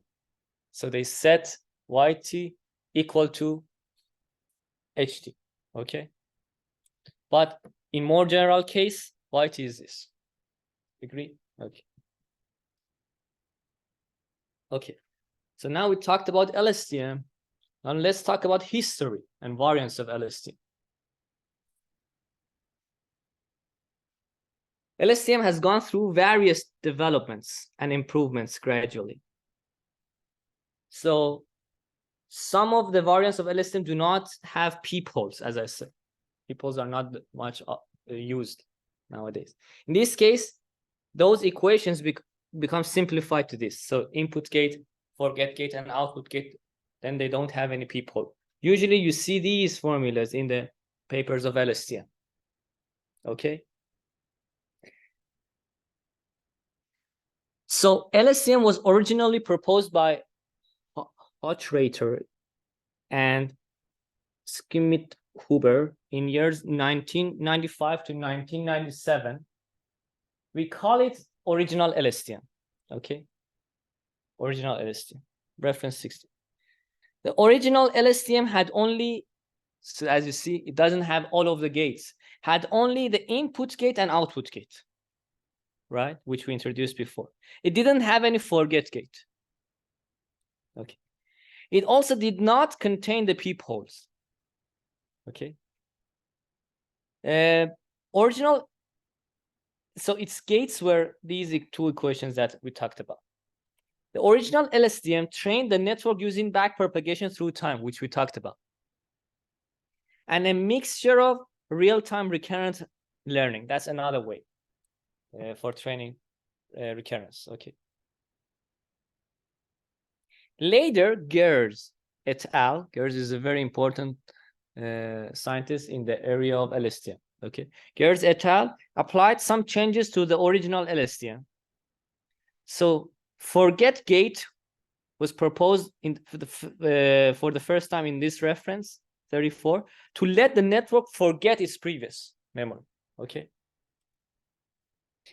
Also, peephole connections were introduced in reference 33. Okay. Then, so the peepholes let us have a possible leak of information from previous or current final memory. Okay, do you remember that CT minus 1? This lets the memory control the gates.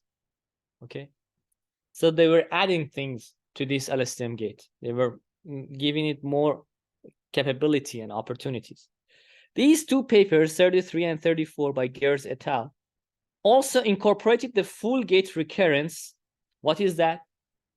In full gate recurrence, all gates receive additional recurrent inputs from all gates at the previous time step. So what do I mean? Do you remember we had this before? So we had this before, up to here. They added these two. So let me say, these stars, we already had them before, okay? But these circles are added newly. So what are they?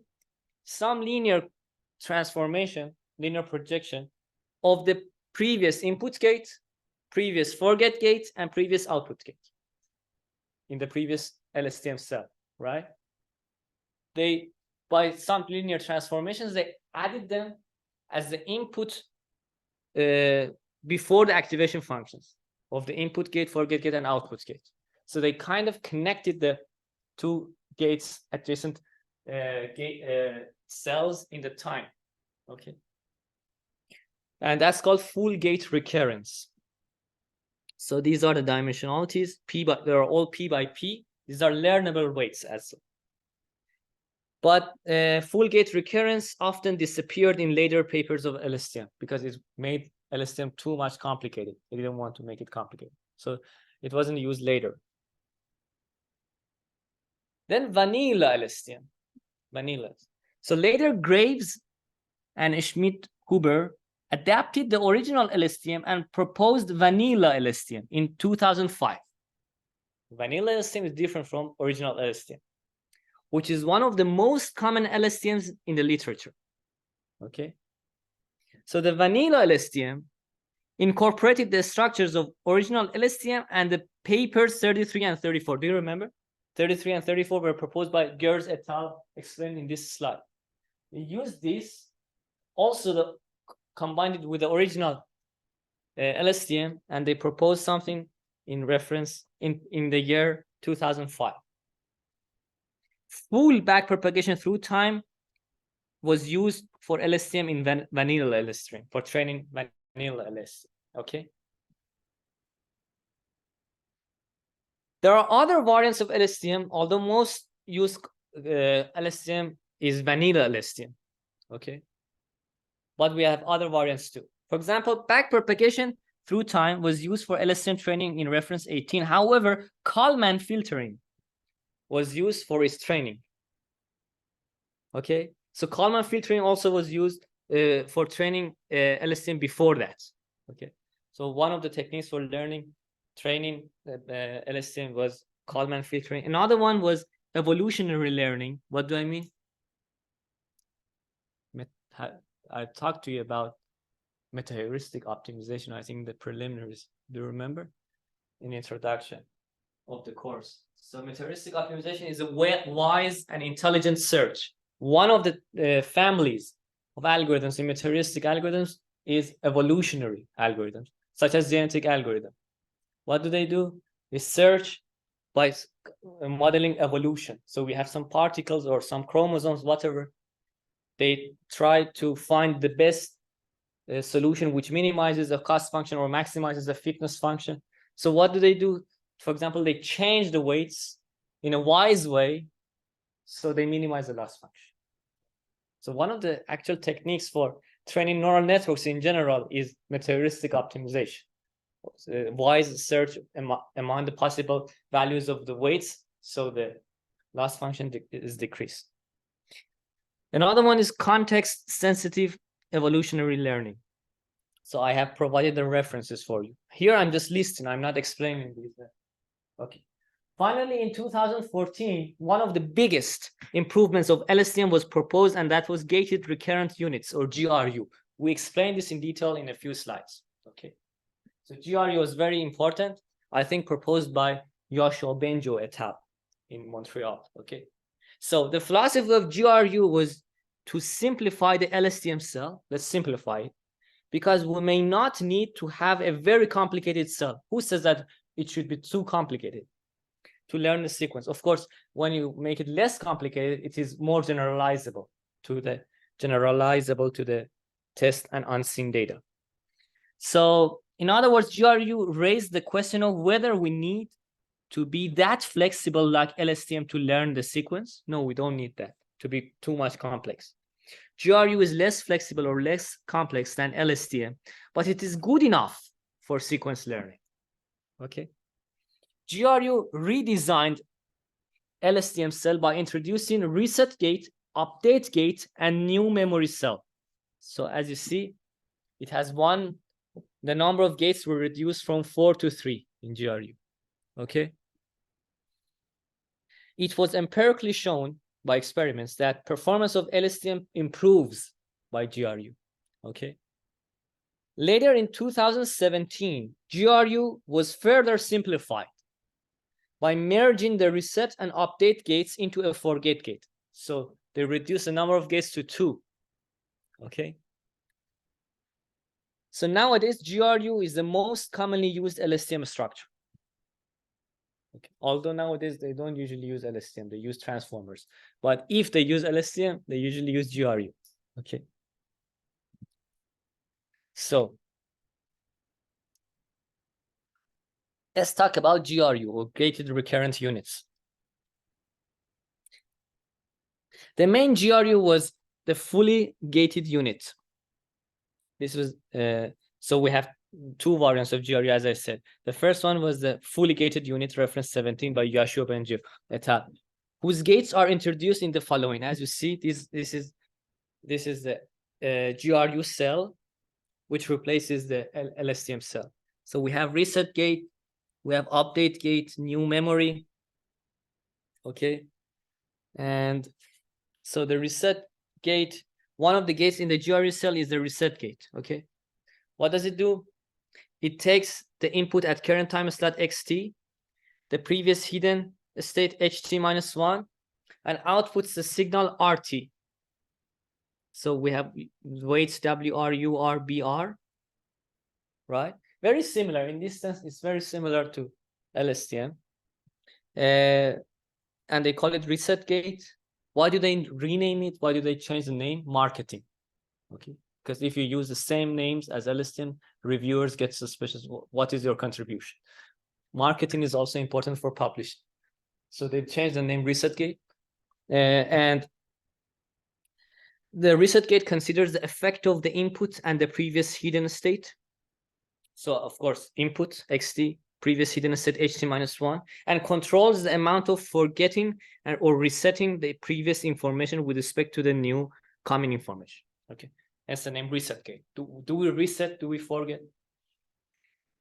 And if you compare equation 73 in LSTM and equation 42, you can see that reset gate in GRU cell is similar to the forget gate in LSTM cell. Okay. So here is the reset gate. We have WR, UR, BR, and this is RT, and the sigmoid activation function. Hence, it is between 0 and 1.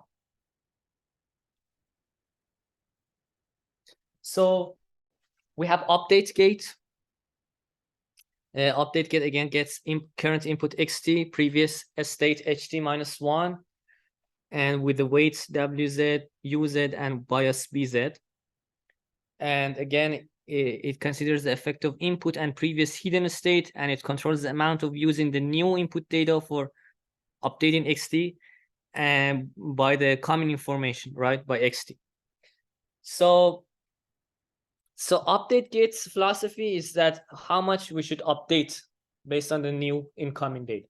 Okay, and if you compare this, update gate in GRU cell is similar to the input gate in LSTM cell. Okay.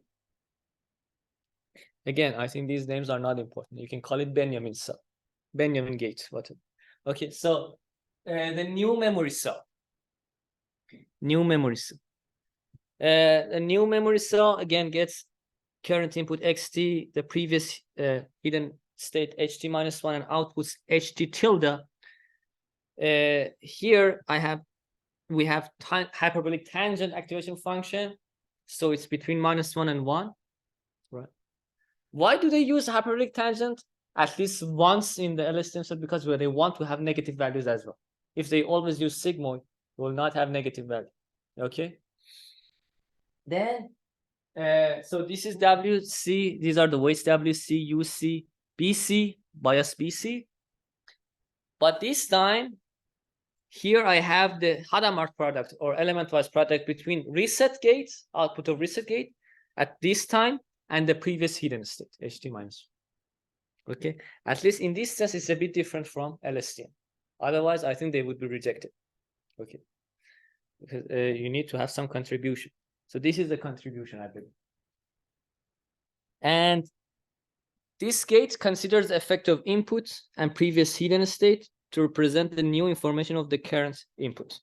So if you compare this with the equation 32, it shows that new memory cell in GRU cell is similar to the new memory cell in the LSTM cell. That's why I think they didn't change the name. Okay, for this one at least. And the hidden state, by the way, hidden is in the LSTM cell, hidden state, which was equation 34, and the new memory cell, which is equation 32, were different. Do you remember? So in other words, what 32 and 34? I don't remember. I should go back and see.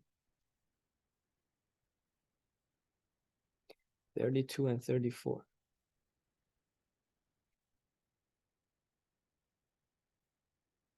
(32) was CT tilde. 34 is HT, right? So basically we have CT, HT, right? Or CT, we also have CT tilde and HT. CT tilde, CT, HT. But in this case, in GRU, let's see. Let's go back to GRU. Do you see that? Do you see one big difference? In GRU, you only have one hidden state between the cells. In LSTM, we had HT and CT, two states kind of between the cells. But now the number of states between the cells has been reduced to one. Okay, so we only have HT and HT minus one. We don't have any CT and CT minus one. So that's another simplification, okay, that they have. Hidden state of the GRU cell replaces the new memory signal in the LSTM cell. Okay, so final memory or hidden state, final memory or hidden state, what is it?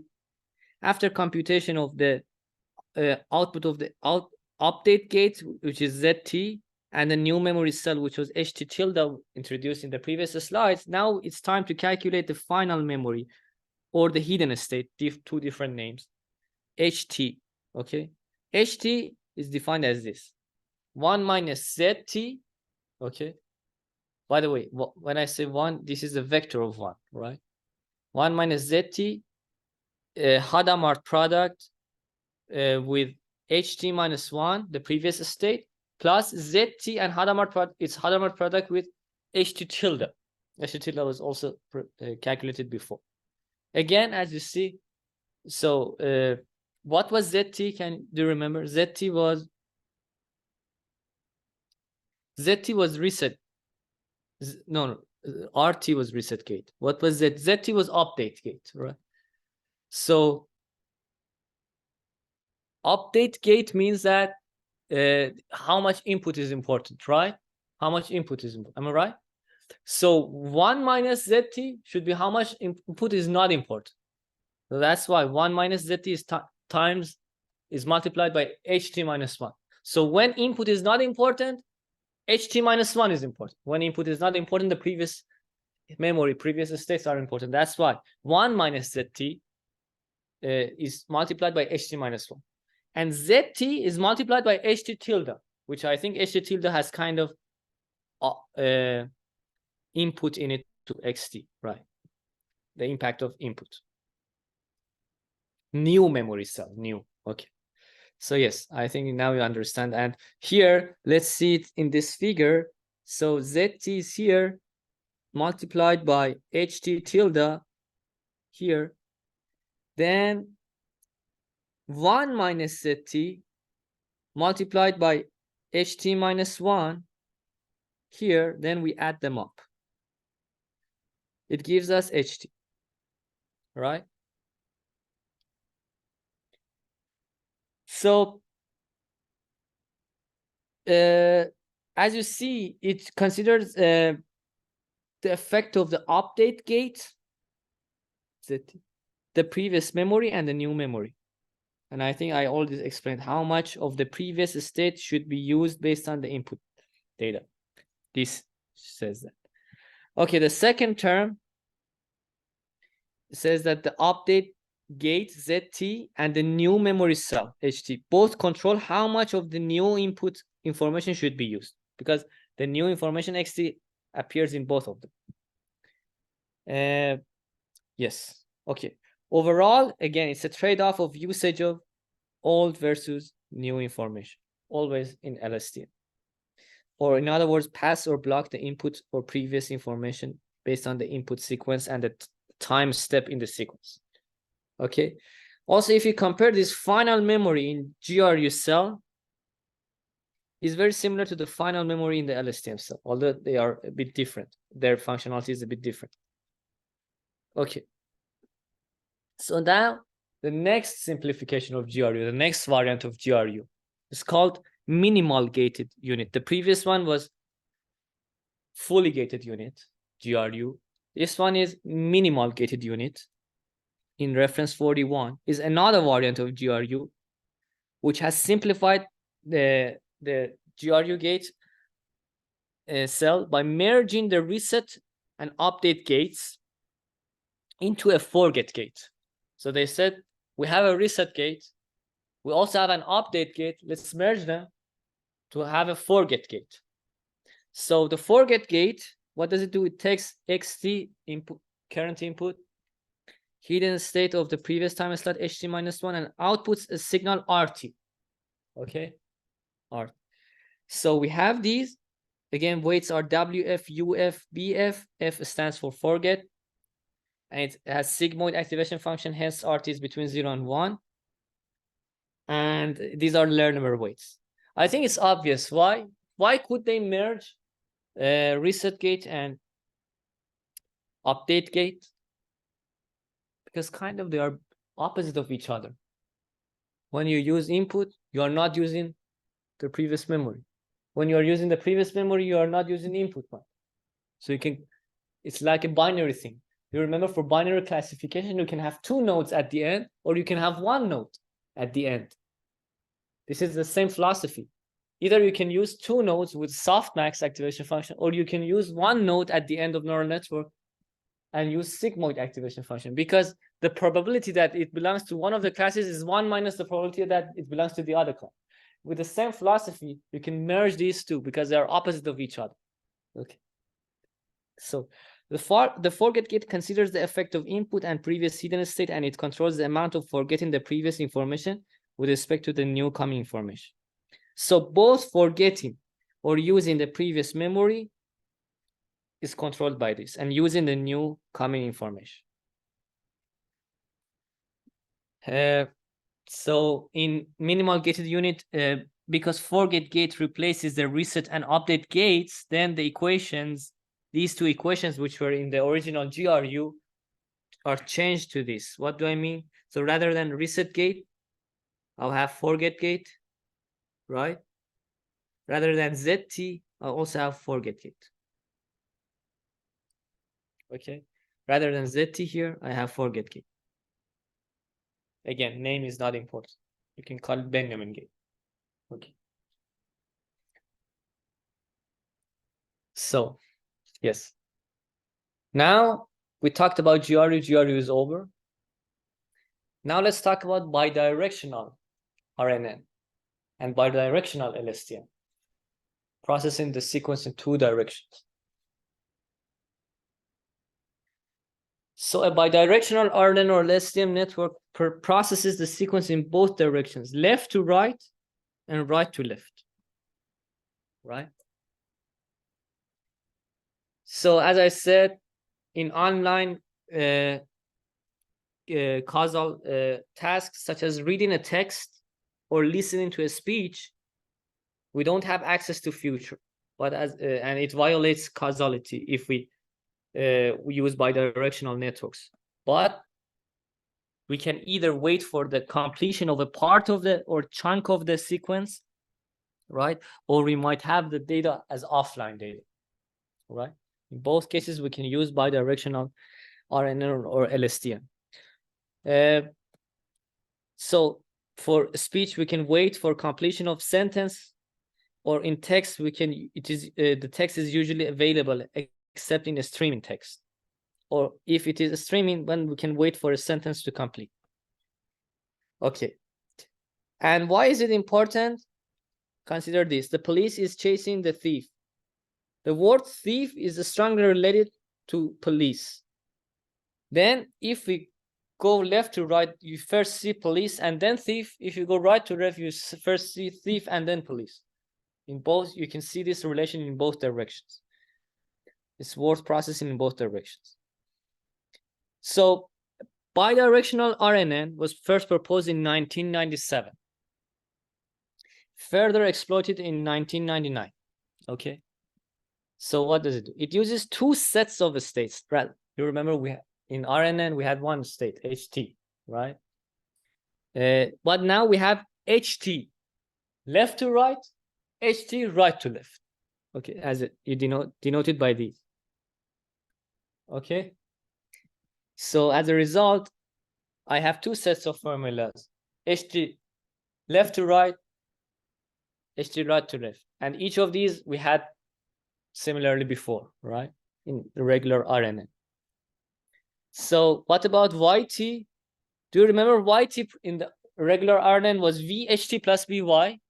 Now I have two terms for VHT. VHT, left to right, VHT right to left plus VY. Okay. By the way, these are different weights.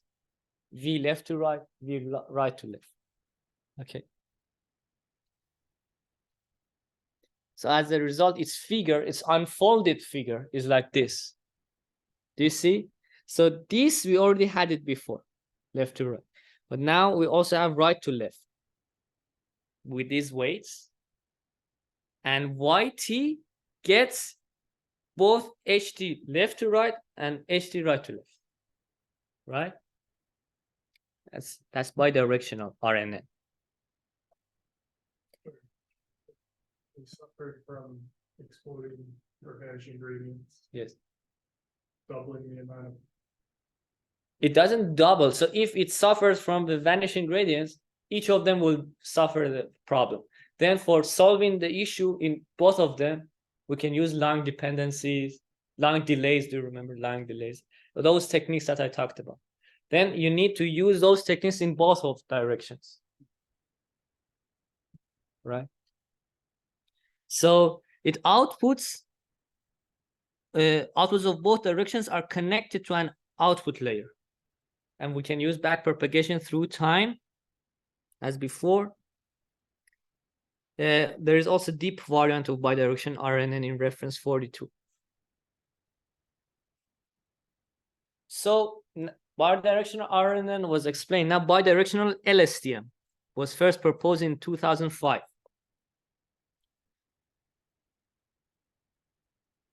I think obviously it has two LSTM networks, each of which processes the sequence from one direction. So as you see, we have LSTM right to left, we have LSTM left to right. And do you remember the LSTM cells have outputs, right? So we can get the outputs of the two LSTM cells, and using maybe some linear combination, we can combine the output, right? And also XT input goes to both LSTM cells in both directions. And each of these, they are using LSTM cells, their own LSTM cells. And so experiments have shown that bidirectional LSTM outperforms unidirectional LSTM. Okay, because of course, you're doing more computation. Now we have talked about bidirectional LSTM. Let's talk about ELMo. ELMo was the state-of-the-art natural language processing model before transformers. Okay. So embeddings from language model, or ELMo. What does it do? Also, if you search ELMo, it brings some cartoon too, I think. It's apparently it's related to some cartoon thing too. So embeddings from language model, or in short ELMo network, was first proposed in 2018. It is a language model which makes use of bidirectional LSTM networks. Okay, so it uses bidirectional LSTM as its submodule, some kind of. So what does it do? First off, it is one of the successful context-aware language modeling networks. What do I mean by context-aware? So let me tell you a bit of history of natural language processing. Initially, ancient times, hidden Markov model, right? But when I say natural language processing, it kind of considers both text processing and speech processing. So ancient times, hidden Markov model. Then recurrent neural network. Then LSTM, right? We are in the year around 2005. A lot of variants of RNN and LSTM are coming. Then I think it was around, if I remember, 2012, 13, something like that. I don't remember the exact dates. Word2Vec and GRU came. So they are written as this. Word2Vec and GRU. What are they? So Word2Vec, there are some techniques. So as far as I remember, GRU uses co-occurrence matrix, because in when you have a corp, by the way, what is corpus in natural language processing? These are important terminologies. So your text data set is also called corpus in NLP. Okay. So corpus is written as this. Corpus, right? So when you have a corpus, you can find some matrix of co-occurrence matrix. What words appear with what other words? You can count the number of adjacent words, right? And it gives you some matrix. Some people used to apply simple machine learning algorithms on these co-occurrence matrix. For example, PCA. Even PCA worked on this co-occurrence matrix. Okay, principal component analysis. But you should note that when you apply PCI on words, it's meaningless to remove the mean. So they used to not remove the mean, and they called it another algorithm. So PCA without removing mean used for natural language processing, they called it latent semantic analysis or latent semantic indexing. In short, LSA or LSI. That's another. So these are the history of NLP. Then we came, as I said, Word2Vec and GRU came. What does it? Word2Vec was one layer neural network. It wasn't deep at all. But its optimization was interesting. And GRU used co-occurrence matrix. Okay. So these two were almost good. Word2Vec was a bit better, but it was a bit expensive for embedding systems. I think maybe in embedding systems they also use GRU, because GRU was trained on a shorter corpus, but Word2Vec was trained on the whole internet data, large corpus. And by the way, one of the important corpuses for training NLP algorithms is Wikipedia. Wikipedia has a lot of text in different subjects. So Word2Vec is short for word to vector. So basically they said that we can have an embedding vector per word in the dictionary. Even previous methods, even if you apply PCA and co-occurrence matrix, you will have embedding vector for words. But this was the first algorithm which commercialized that. Okay, that's fun. Marketing. And that was, so in Word2Vec, they said they wanted to show the power of Word2Vec. They said, consider the embedding of king, because it's an embedding vector, right? Then minus the embedding vector of man, plus the embedding of vector of woman, becomes almost the embedding vector of king, queen. When they said that we can do arithmetics on the words now. Okay, this was interesting. Again, commercializing thing, a marketing thing, because this with lower accuracy also works when you apply PCI on co-occurrence matrix with lower accuracy. They were more accurate. Okay, they were more accurate. So the authors were wise how to sell their paper. That's one thing. So Word2Vec and GRU were state of the art for several years. Then ELMo and these things came. ELMo using bidirectional LSTM, and afterwards transformers came. Transformers which used attention mechanism. There was a paper saying that attention is all you need. It proposed transformers as an autoencoder. In the next slide deck, we'll talk about attention and transformers. Nowadays, by the way, transformers is an autoencoder. Okay, it has encoder and decoder. If you only consider encoder and get rid of decoder, and you stack several encoders together to make it bigger, they called it BERT. BERT. Okay, it's short for something. We'll see that. Okay. If you get rid of encoder and only consider the decoder of transformer and stack it several times, make it bigger, they call it GPT. Okay, and ChatGPT is using GPT. So nowadays, transformers and attention mechanism are state of the art for NLP, and we'll see what happens in the future. Maybe a better thing will come later. So why did I say the whole history? I wanted to say that Word2Vec and GRU, I told you that they give you an embedding vector per word. You remember, right? Now consider the word. So they don't care about context. They don't care that this whether this word is used in politics, subject, in sports, in where. They give you an embedding vector per word. Now consider the word bank. Let me use it in two sentences. Money is in the bank. This is one sentence. Another sentence. There is a lot of vegetation in the bank of river. Two different, completely different things, the same word, but we have only one embedding vector for it in Word2Vec. So the algorithms which are not context aware, they have a big flaw. Context is important. This is also related to philosophy of language, linguistic philosophy. About 100 years ago, a century ago, there was a philosopher / mathematician named Frege, Gottlob Frege, who Wittgenstein, if you have heard of him, was inspired by Frege and Russell, Bernard Russell. So Frege was at the time of Russell, if you have heard of Russell.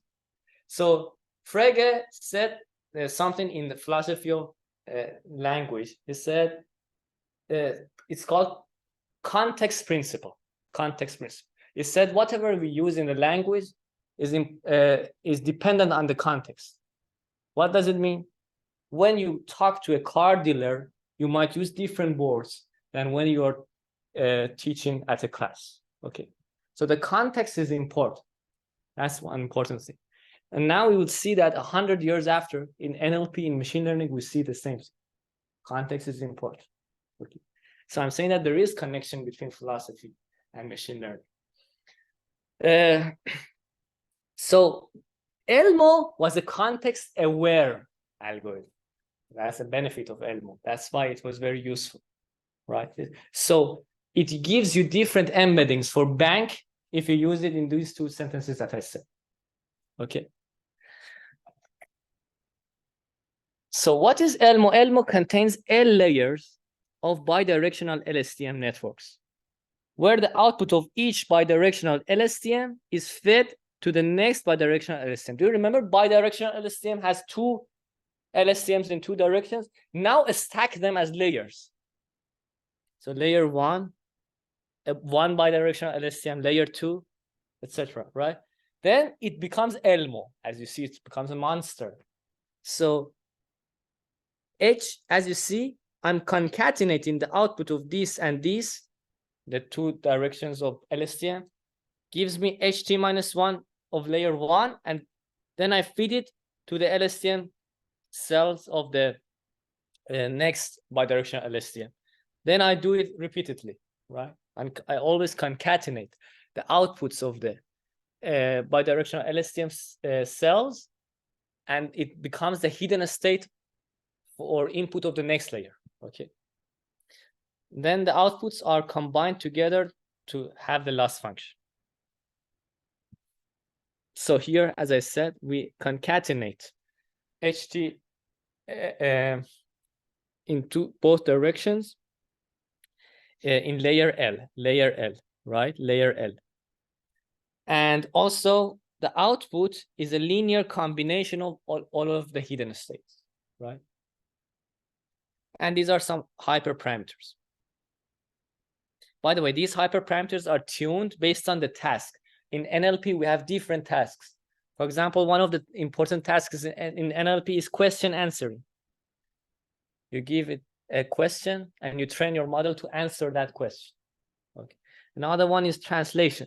You give a sentence in English, it translates it to French, etc. Okay. Another one is sentiment, I think, if I am wrong, if I'm correct, sentiment analysis. What is it doing? It finds out for example, how hateful or how kind the sentence is. YouTube uses that for removing hateful comments. Yeah, sentiment analysis. Okay. So acknowledgement. Any question? No? Acknowledgement. This slide deck is based on our tutorial paper, Recurrent Neural Networks and Long Short-Term Memory Networks, tutorial and survey. Feel free to see that, reference 44. Some slides are also inspired by teachings of Professor Ali Qudsi at the University of Waterloo Department of Statistics. And these are the references. Why do I go through the references? Because I hate the videos, which they refer to the references in the middle of the presentation, but at the end, they don't show the references.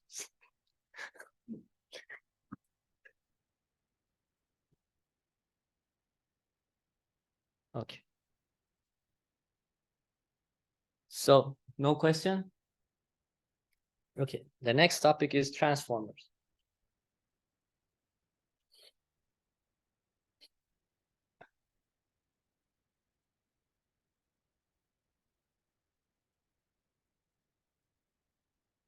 Attention mechanism, transformers, BERT, and GPT.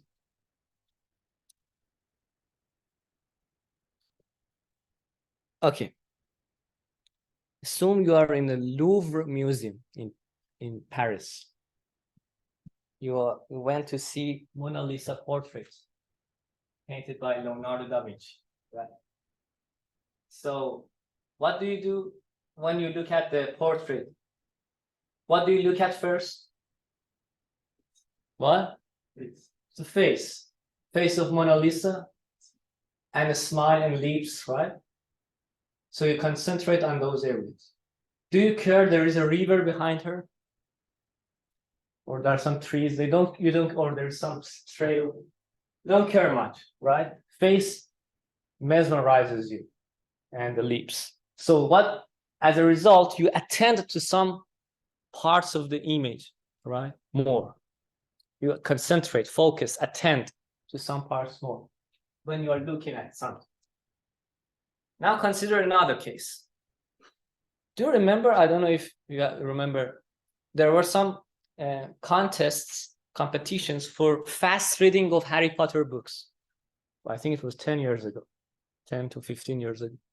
So before publishing Harry Potter books by J.K. Rowling, they had some competitions that before publication, people used to come and they had to read the whole novel in the fastest way that they can, maybe in 1 hour or something. So assume you want to do fast reading, okay? What do? Or you should scheme, right? What do you do in scheming? Main words, more important words. You only attend to more important words. You ignore, you don't even read the non-important words, right? This is the technique for fast reading. There are even classes for that. I'm not sure how effective they are, but apparently some people can read very, very fast. So consider this sentence, for example. Mona Lisa is a portrait painted by Leonardo da Vinci. When a fast reader reads this, they will say Mona Lisa, portrait, Leonardo da Vinci. Painted is not important, by is not, is, the. One of the most redundant words in English is the. Also in Arabic, al. These are, I think, a bit redundant. Okay, they completely ignore these things. So you in text processing, in text reading, you attend to some words. In image processing, you attend to some pixels, to some parts of the region, right? So now how can we model this attending or attention mathematically? Can you give guesses without looking at the slide? Attention, I want to model it mathematically. How do we do that?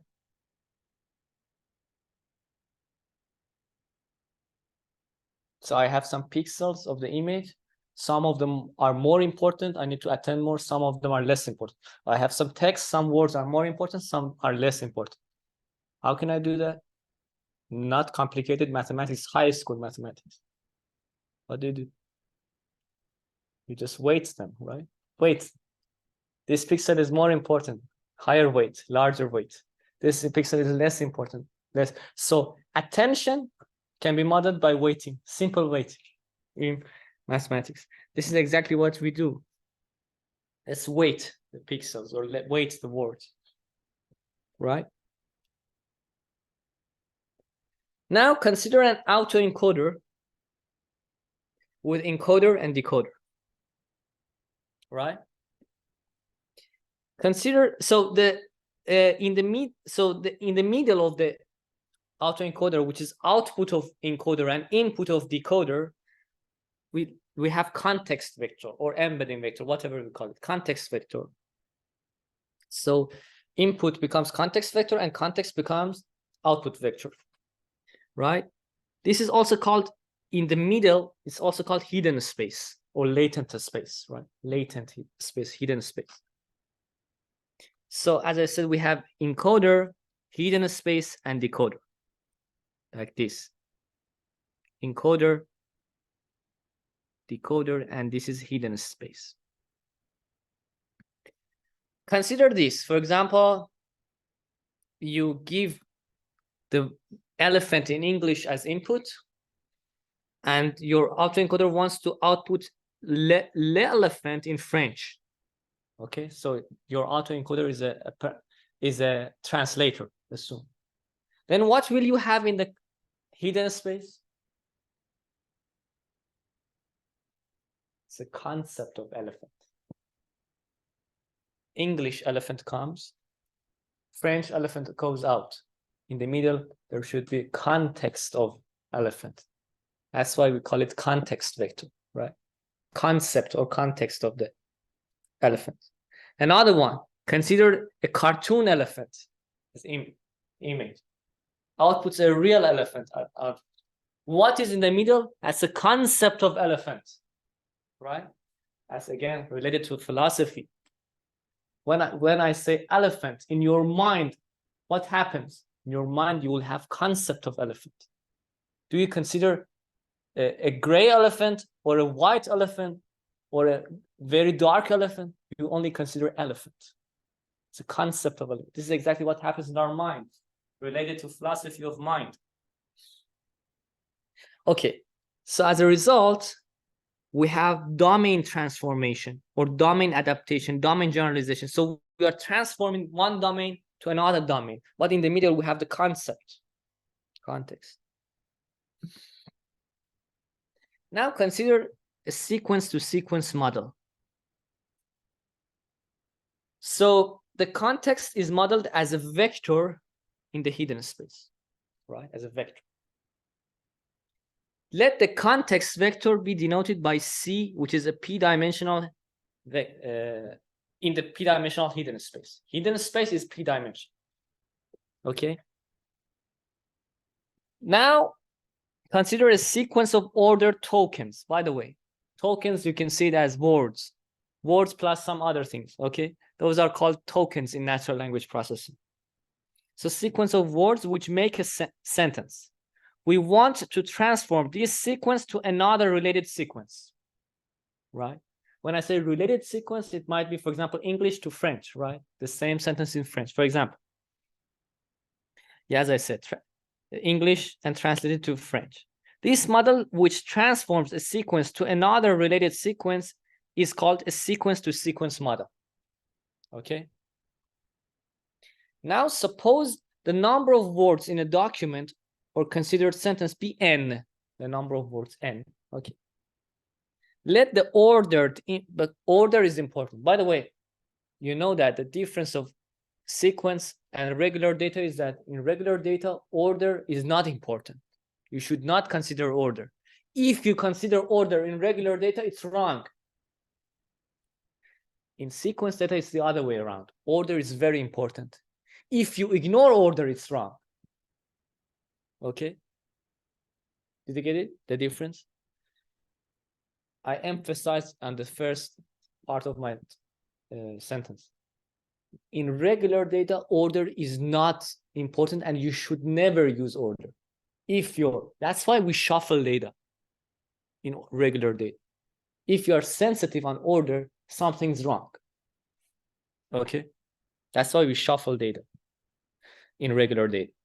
Let the ordered input tokens or words of the sequence be denoted by x1 to xn. Okay. Also, corresponding output sequence is y1 until yn. As you see, these are vectors, right? So we have latent vectors denoted by L1 to Ln, L standing for latent, okay? Then consider this. Assume in the encoder, I have xi as input by linear transformation of previous state, hi minus 1, by its linear projection using the weights w, I get hi, okay? And I do it state for different times, and at the end, it gives me some context vector in the middle. Then I feed the context vector to the decoder, again with the weights w, but also I get outputs yi and the linear transformation of li to give me the previous to give me the latent vector. By the way, as you see, yi is generated by li, but also used for li plus 1. Consider these two vectors. Okay?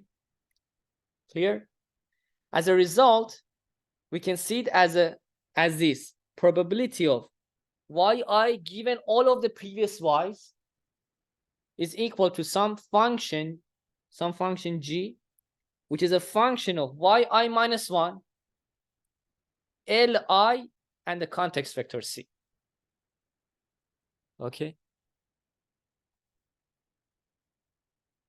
So, yeah, I already talked about the projection matrix W. We already saw that also in LSTM and RNN, right?